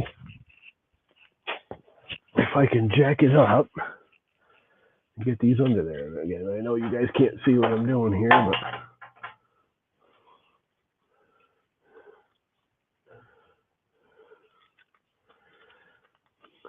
I'm basically using the bolt and pushing it up so I can take some tin foil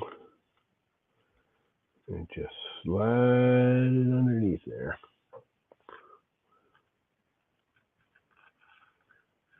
Like so. I just have to make sure it's not going so far that it hits the blades, but it goes far enough that it doesn't tilt the bearing cap. And I have to put a piece on both sides.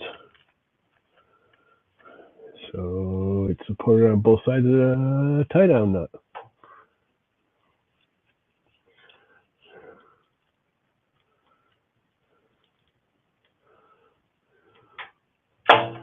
There you go.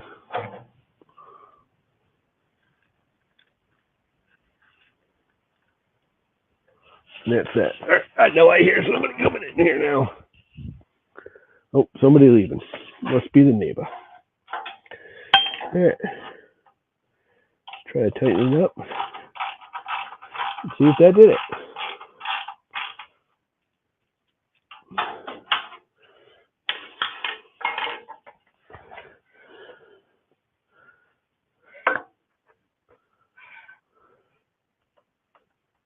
It's touching now, just not as much.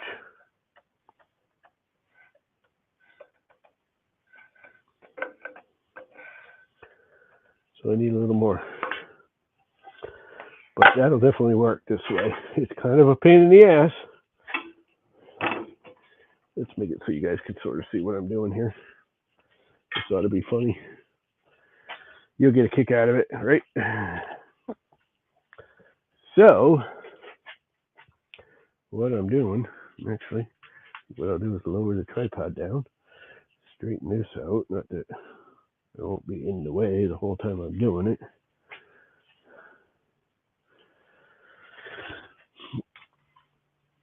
With my hands and stuff. But, whoops, something just snapped. All right, right here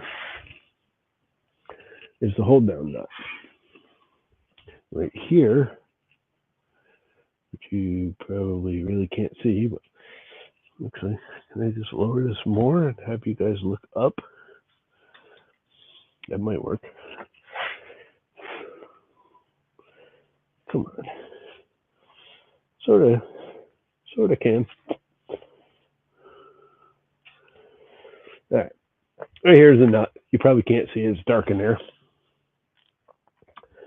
And right here is the bearing cap. And basically, what I'm doing is I loosen this up, which actually traps the wrench.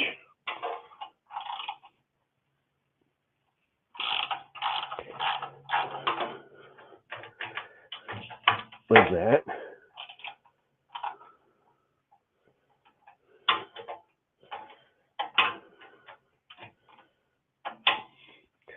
But then, now I'm just going to make new tin foil because I don't think I can fold over the old tin foil more. But I did 2 folds. So now I'm going to do 4 folds. 4 layers of tin foil.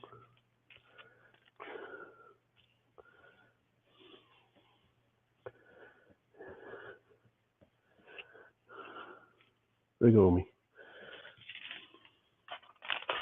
Making a shim.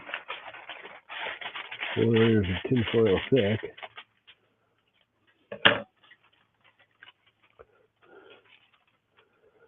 And then I use a screwdriver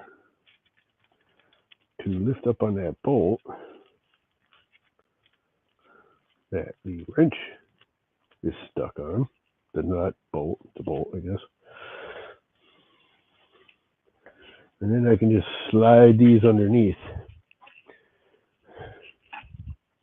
So hopefully I can get the old ones out. So by going like so, and lift that up, take those out. They're already compressed. And now we're at 4. I'm going to put a slight arc in it so I can get it in there. Lift up. Get the corner, come on. Get the corner in there. Get that shim on that side.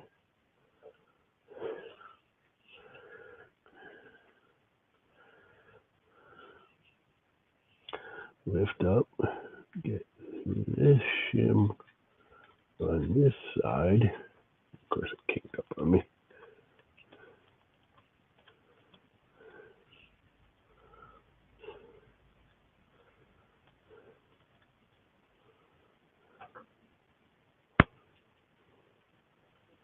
Gosh darn it. I got to kind of angle it this way so I can get it in there. But I don't want to go in there because this is in the way for my fin dangles to get it in there. The way I got to curl it. I get it.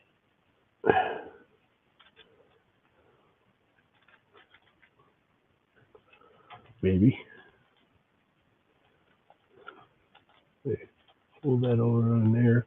This is way too long.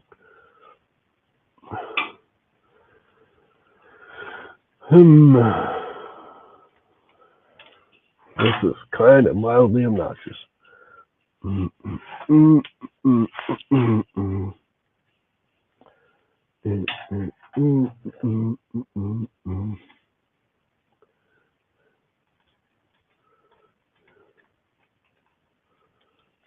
Come on.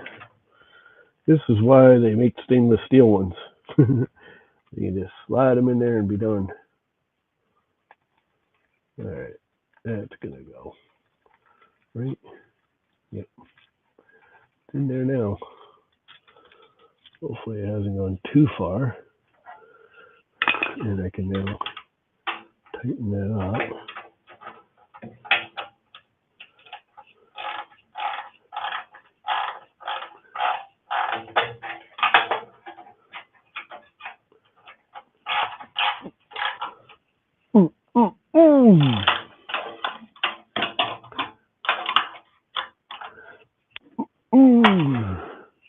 And there we go. Let's see if I'm rubbing.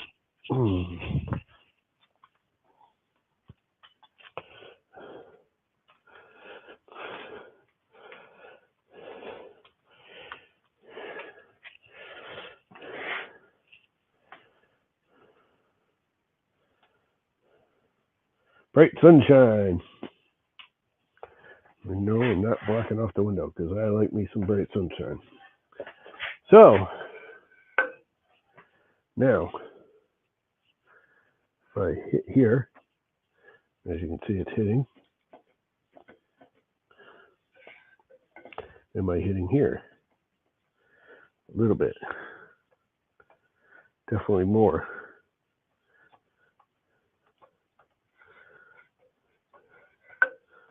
But not as much as here. So I guess I gotta lift it up even more.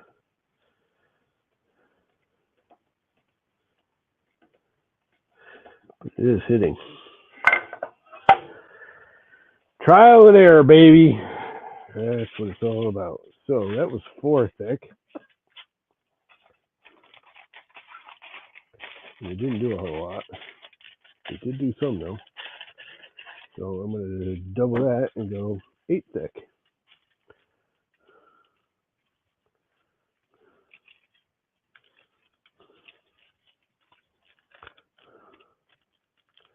One, two, three, 4,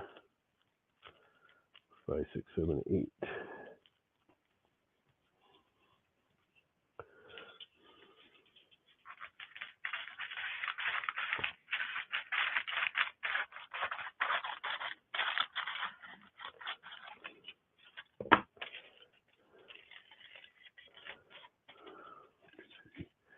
Two, 3, 4, 5, 6, 7, 8. Smooth it out.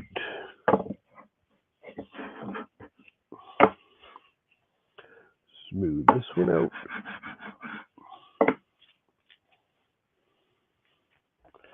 And try again. All right. Loosen it up. Take the old ones out. Put the new ones in. And now I'm not going to keep trying to shim to the old ones because you never know what happened when it tightened up.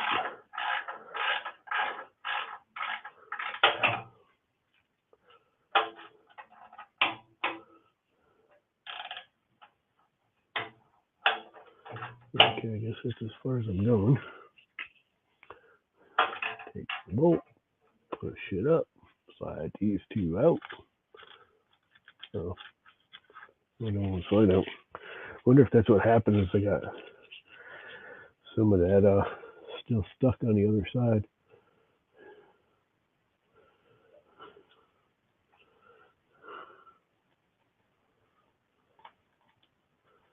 That went in fairly easily.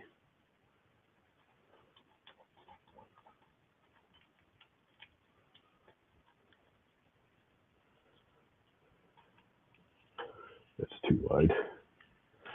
Let's catch it up the top. Scissors.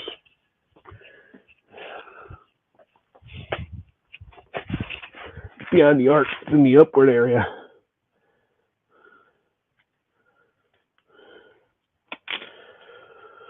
All right, pin that up. Slide that in. How far is it going? That looks about the right amount. Do the same thing with this 4-layered one. Cut off a chunk because I know it's too long. With the arc, if you go too high, it catches. Because actually, from what I understand, this machining isn't exactly perfectly round. It's deliberately like kind of egg shaped to auto seat this thing in there centered or some crap. All right. Just don't work. I'm not doing it again today. I will fix it, but now that I know it'll work.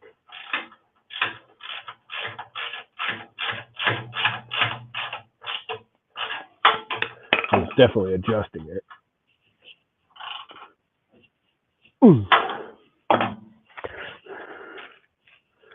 And I'm sure I'm getting it in there, and when I tighten it up, the tinfoil is compressing a little bit. So I'm not getting perfect adjustments, but let's see what happens now. It's catching. Please catch the same amount. It is. That might have worked. I will be so freaking happy. Let's see, is this up?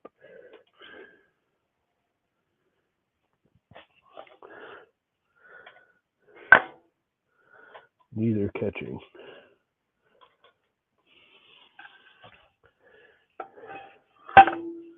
Come on. We should just take that thing off for now.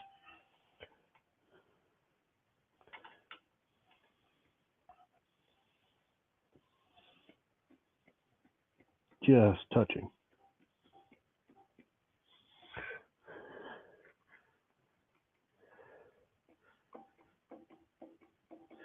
Just touching. Just touching. It's still a little bit higher on this side. It's definitely a better bite. But it's way closer. Like way, way, way, way closer than it was. So I think what I need to do is one more shim in session. But I think I'm going to take a break because I'm like sweating and I'm kind of aggravated, even though it's actually working.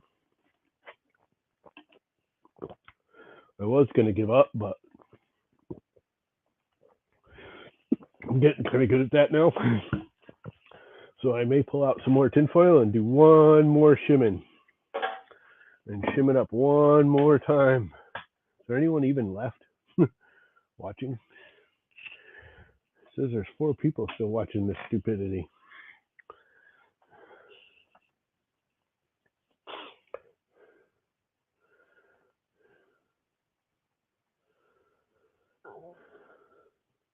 It's really close now.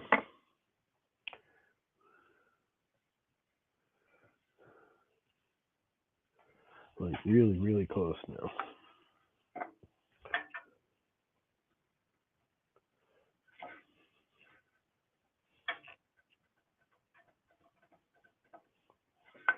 We're at the point where it could almost be the board.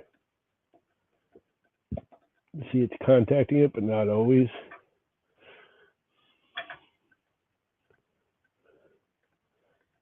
It's definitely lower still. See, that's not walking it at all. If I put it over here, it's walking it forward.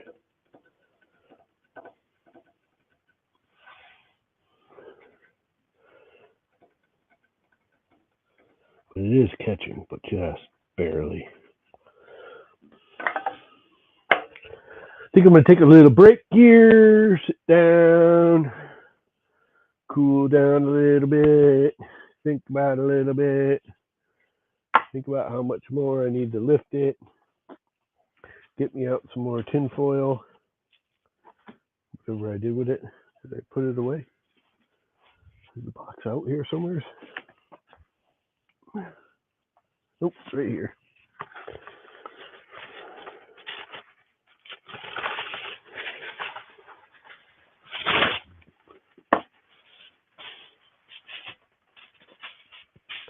Now, I am at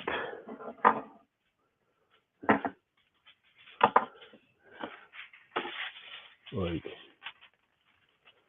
4 layers thick.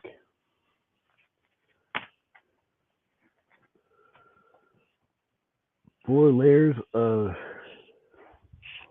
tinfoil thickness.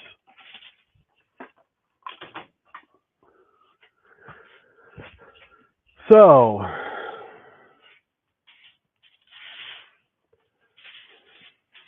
if I go all the way up to 8, another 6 first.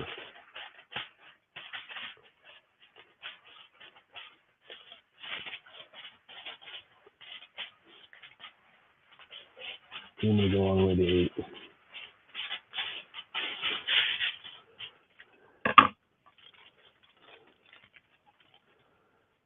So,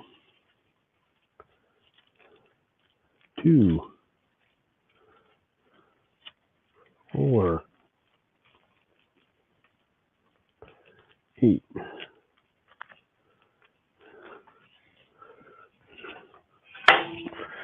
And back it down.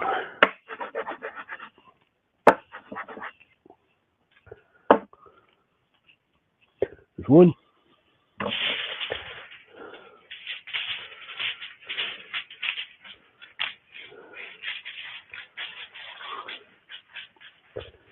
I'm sure the accuracy of this is not all that high. Actually, let's keep going. Yeah, no, that'll be all right.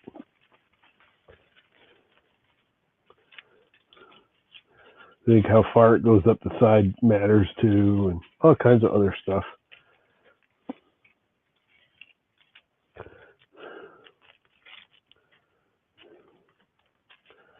2,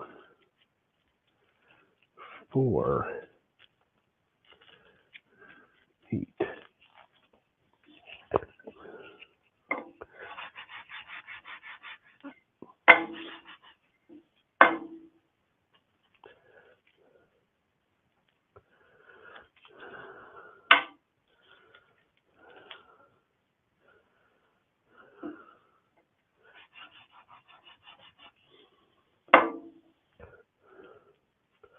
How thick does this end up being by the hole?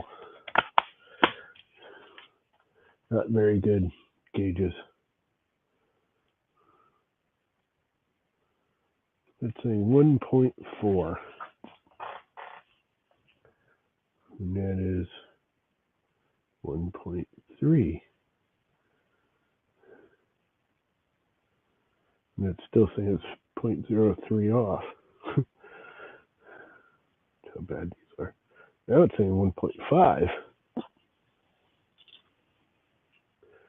And this is saying 1.5.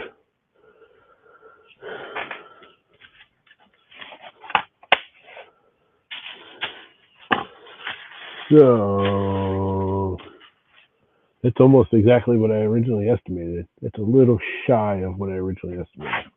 I was thinking about 0.2. I'm almost thinking I'm going to fold another half of one in there.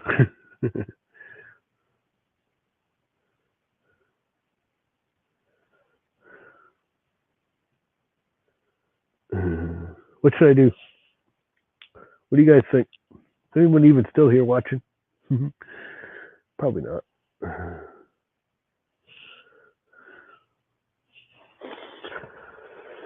Oh boy, let's do it one more time. This will be the last time. Might almost be too much. You know how I can find out? By doing this, putting this on the board.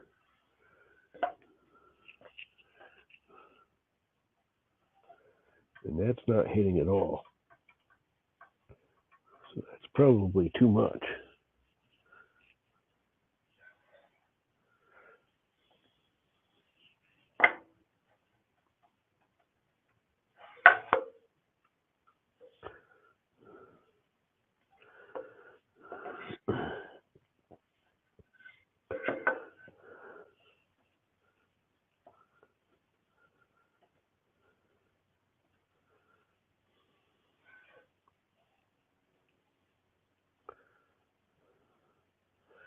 That's adding on top of what's already there, though.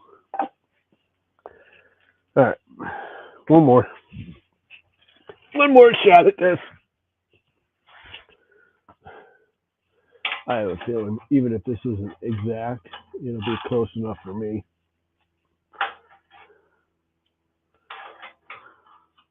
It'll be better than what it was. Am I tightening? I am. All right.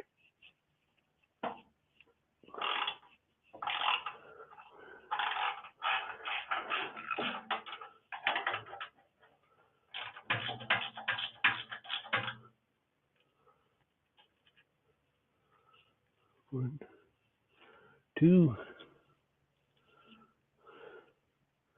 Might have to cut these down.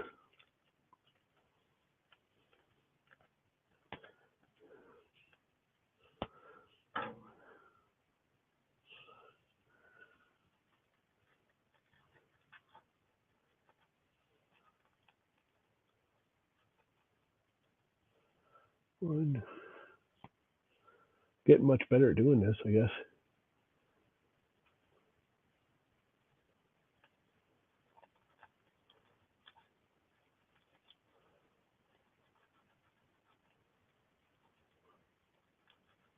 One, two.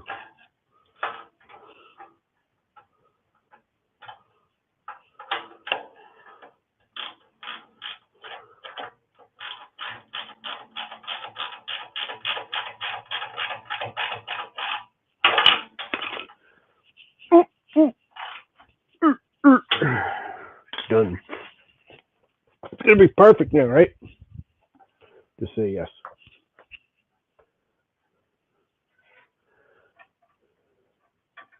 Okay, no, neither one of them are hitting.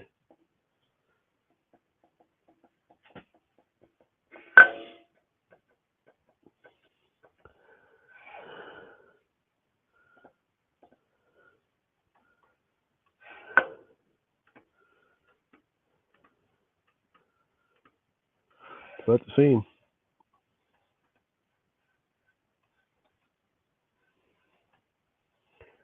I think we're freaking golden.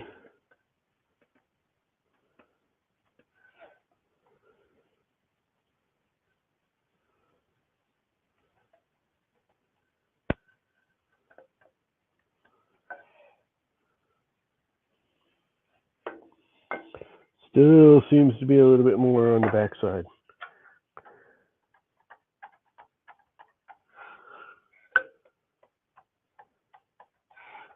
Not much.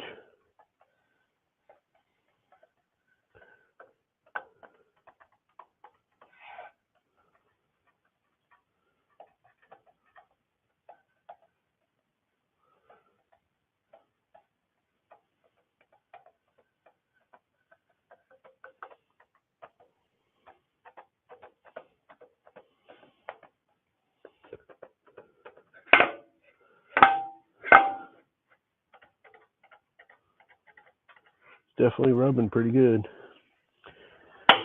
I think we're good. I think we're going to set this puppy in place and feed some wood through it. Give it a shot. What do you think? Oh, I gotta hook the belt back up first. That would help.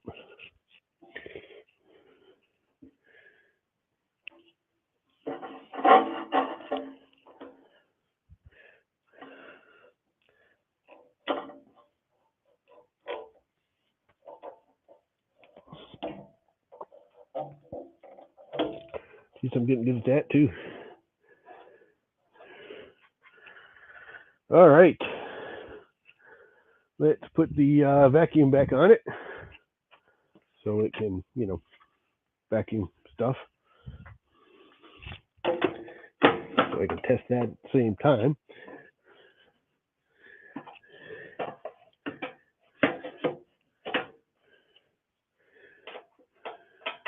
A little homemade vacuum duct. Actually, come on, works pretty well once I get it set up. We can get this frickin' screw started.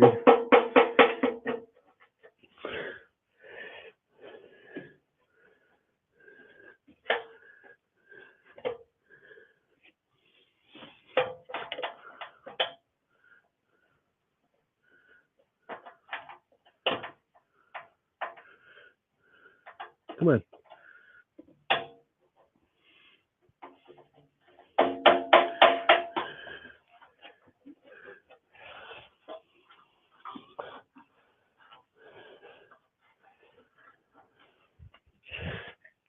Bring the vacuum over. Let's feed some wood. You might as well stay right there.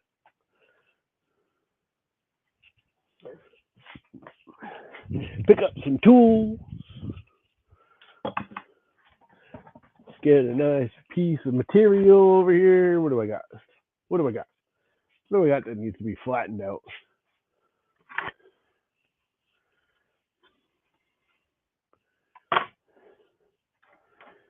Something that's fairly fat.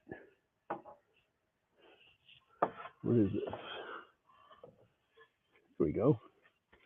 I have no idea what this is. I think it's some kind of mahogany. It looks like a freaking cabinet or something. One of my brothers brought over that needs to be milled off, but it's all yucky on one side.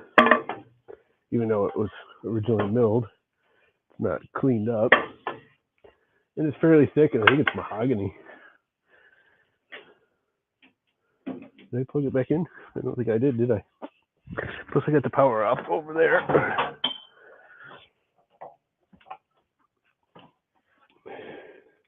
Let's plug her in. Let's make some noise. What do you say?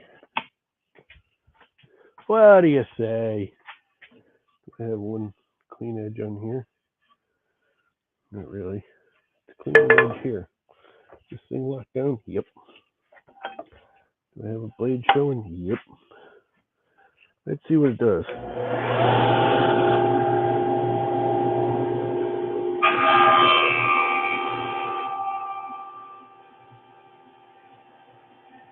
Got it way too deep.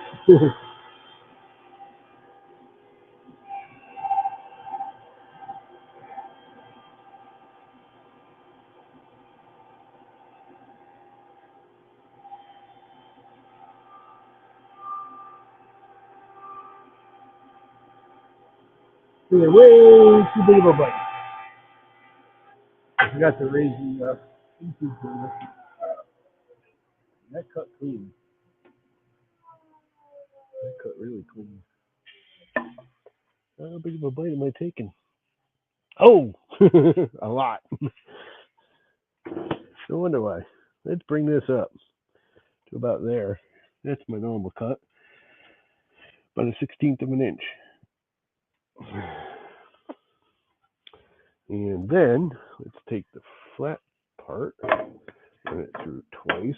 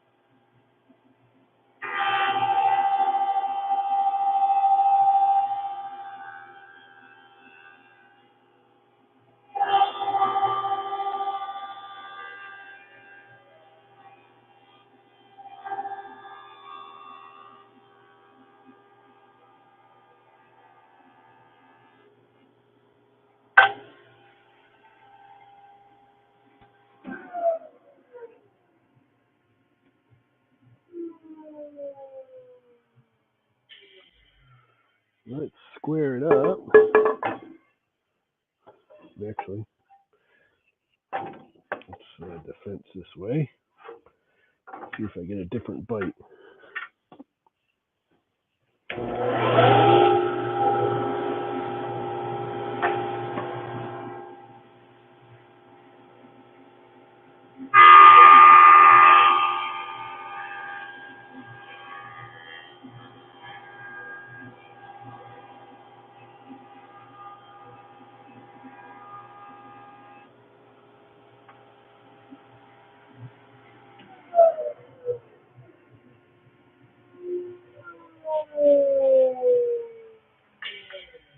Then let's see if we're actually square.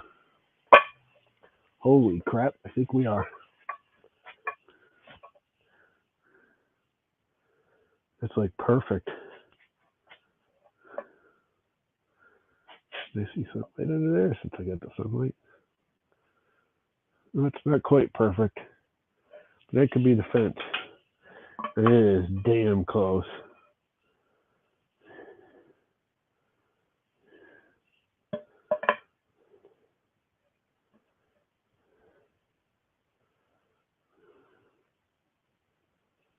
Let's see. I was running it through this way.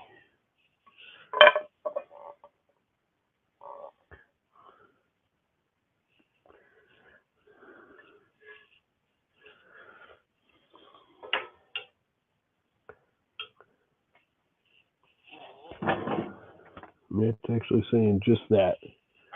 The fence is out.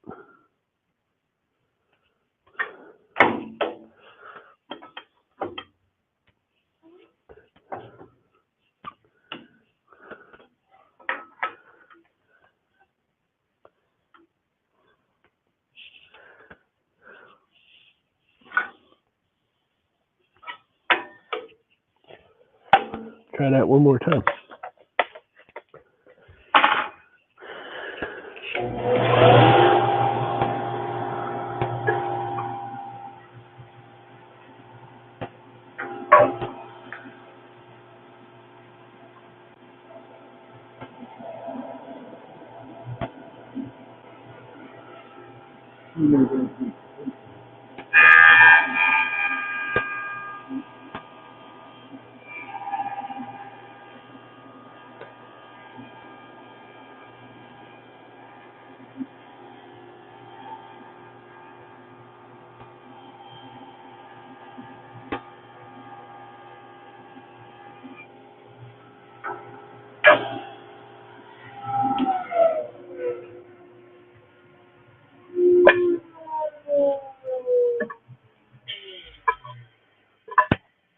Oh my God, that's perfect.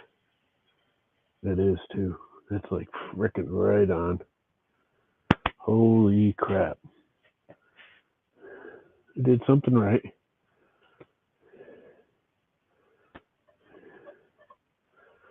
Because that is dead on.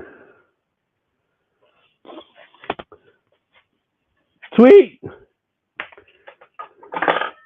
I mean, I've had it right on before, but I want to do this side now too, because this is, even though it's a finished side, it's old and it's dirty and it's got nicks and cuts in it. So I'm going to feed it through just to clean it up.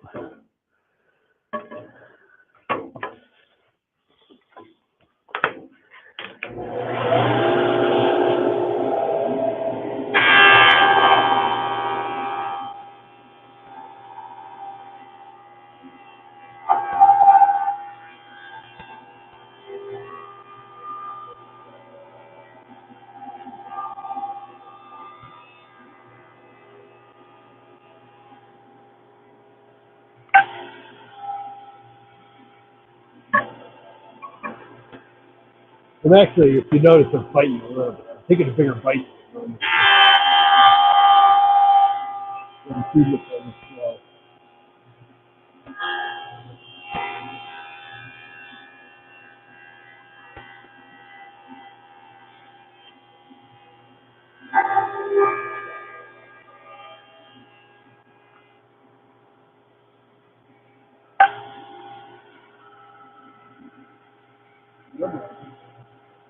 Didn't that lock this down? Maybe that tension is by the belt when it's weakened. Nope, it's tension.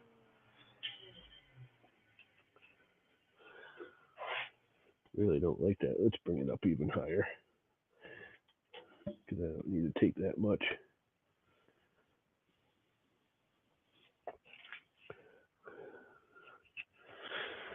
I think I need to do a really close setting of the rear table. I thought I had it close.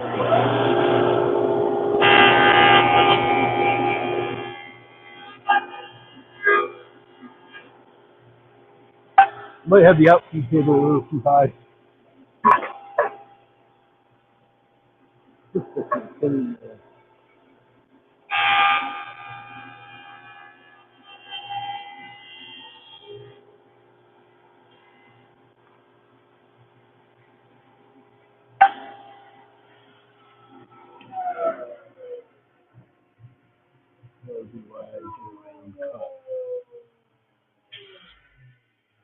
Is because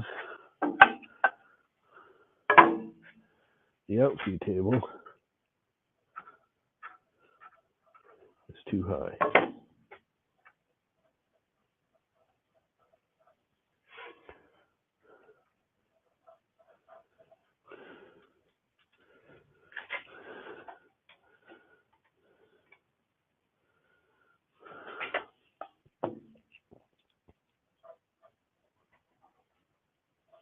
Going the wrong way, aren't I?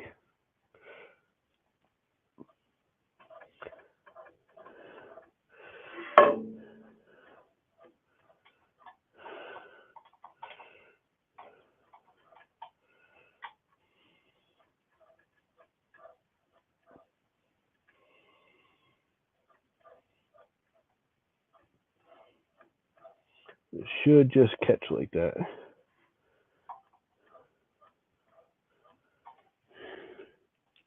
Which means they're level.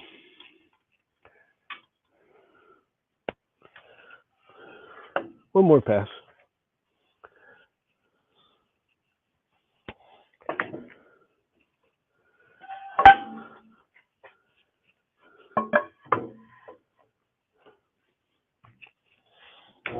Yeah, I think we're done for today.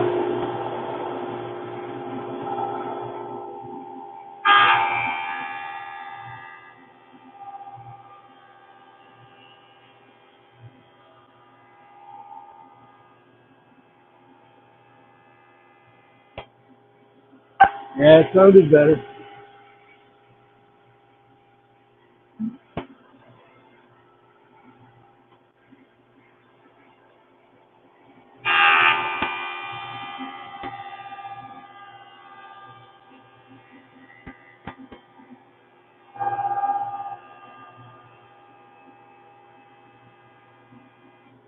I'm not feeling any tonight.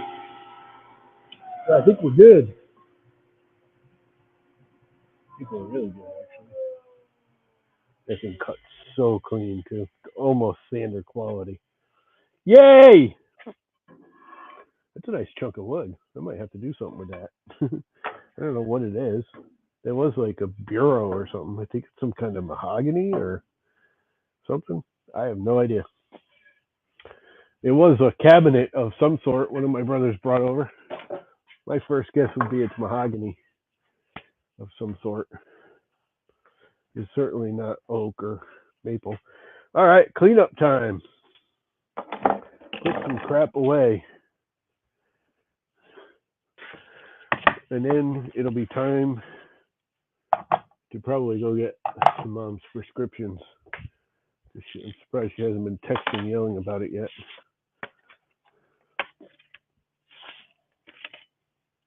I think we made it better. We'll find out in the coming weeks of use if I actually did or not.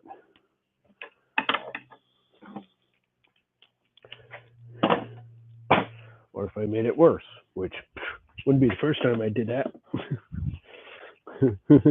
Won't be the last time. This belongs here. I need more little slots for my screwdrivers. These can all go over here because I'm actually not done with them. Because the next thing I got to work on is the table saw. I bought some fancy legs that were on sale. I don't know. I bought them like a month or two ago. I just haven't bothered. The wheels on this thing are terrible on this here table saw, and they're like a hodgepodge kit on it. I don't know if you can see them down there, right there. But they just suck, and it's almost impossible to move the thing around. And I don't need it to be super mobile in the sense of just ease of mobile. But when I do want to move it, I want it to be able to move and not be a major pain in the ass. Where the ones, and it doesn't sit square on the floor because the floor is not level. So I got these weird leveling feet that I bought on Amazon to try.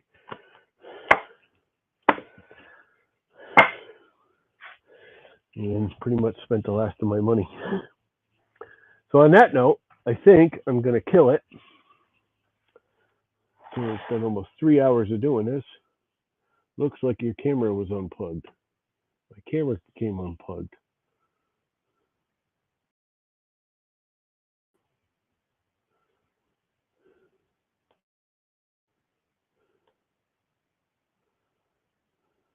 Solo layout. Start cam. There we go. Camera's back. I guess the camera came out. So on that note, look at the bright sunshine. And I'm sorry I'm not freaking covering my windows because I like bright sunshine. So on that note, I got this puppy a little bit better than it was before. I still don't think it's perfect. I think I can actually shim it up like another layer or two of tinfoil, but I'm going to let it settle and see what happens. And go from there. It's very close now. It's very, very, very close now. Like microscopically close.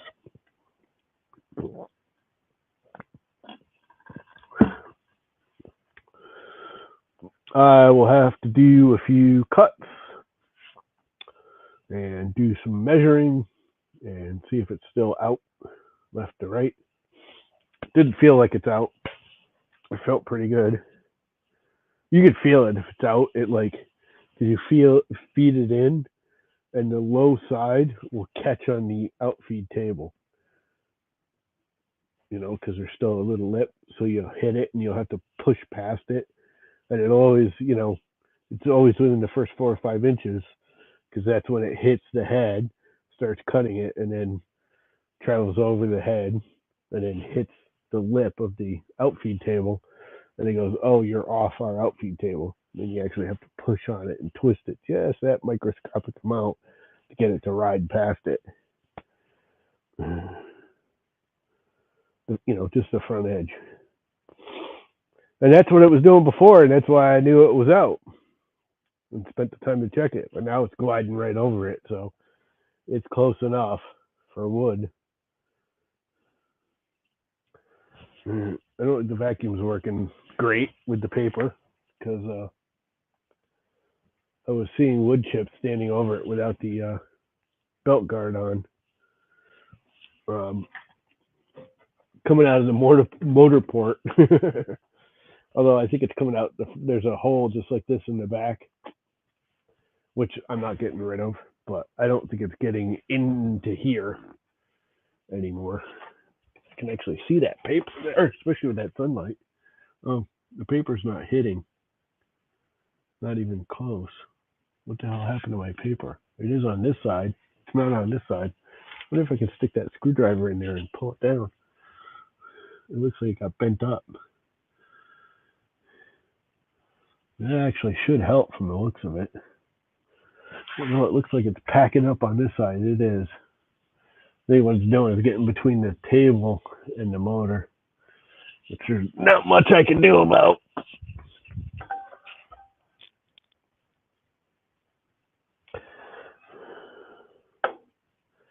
I don't think. Is there a way to stop that?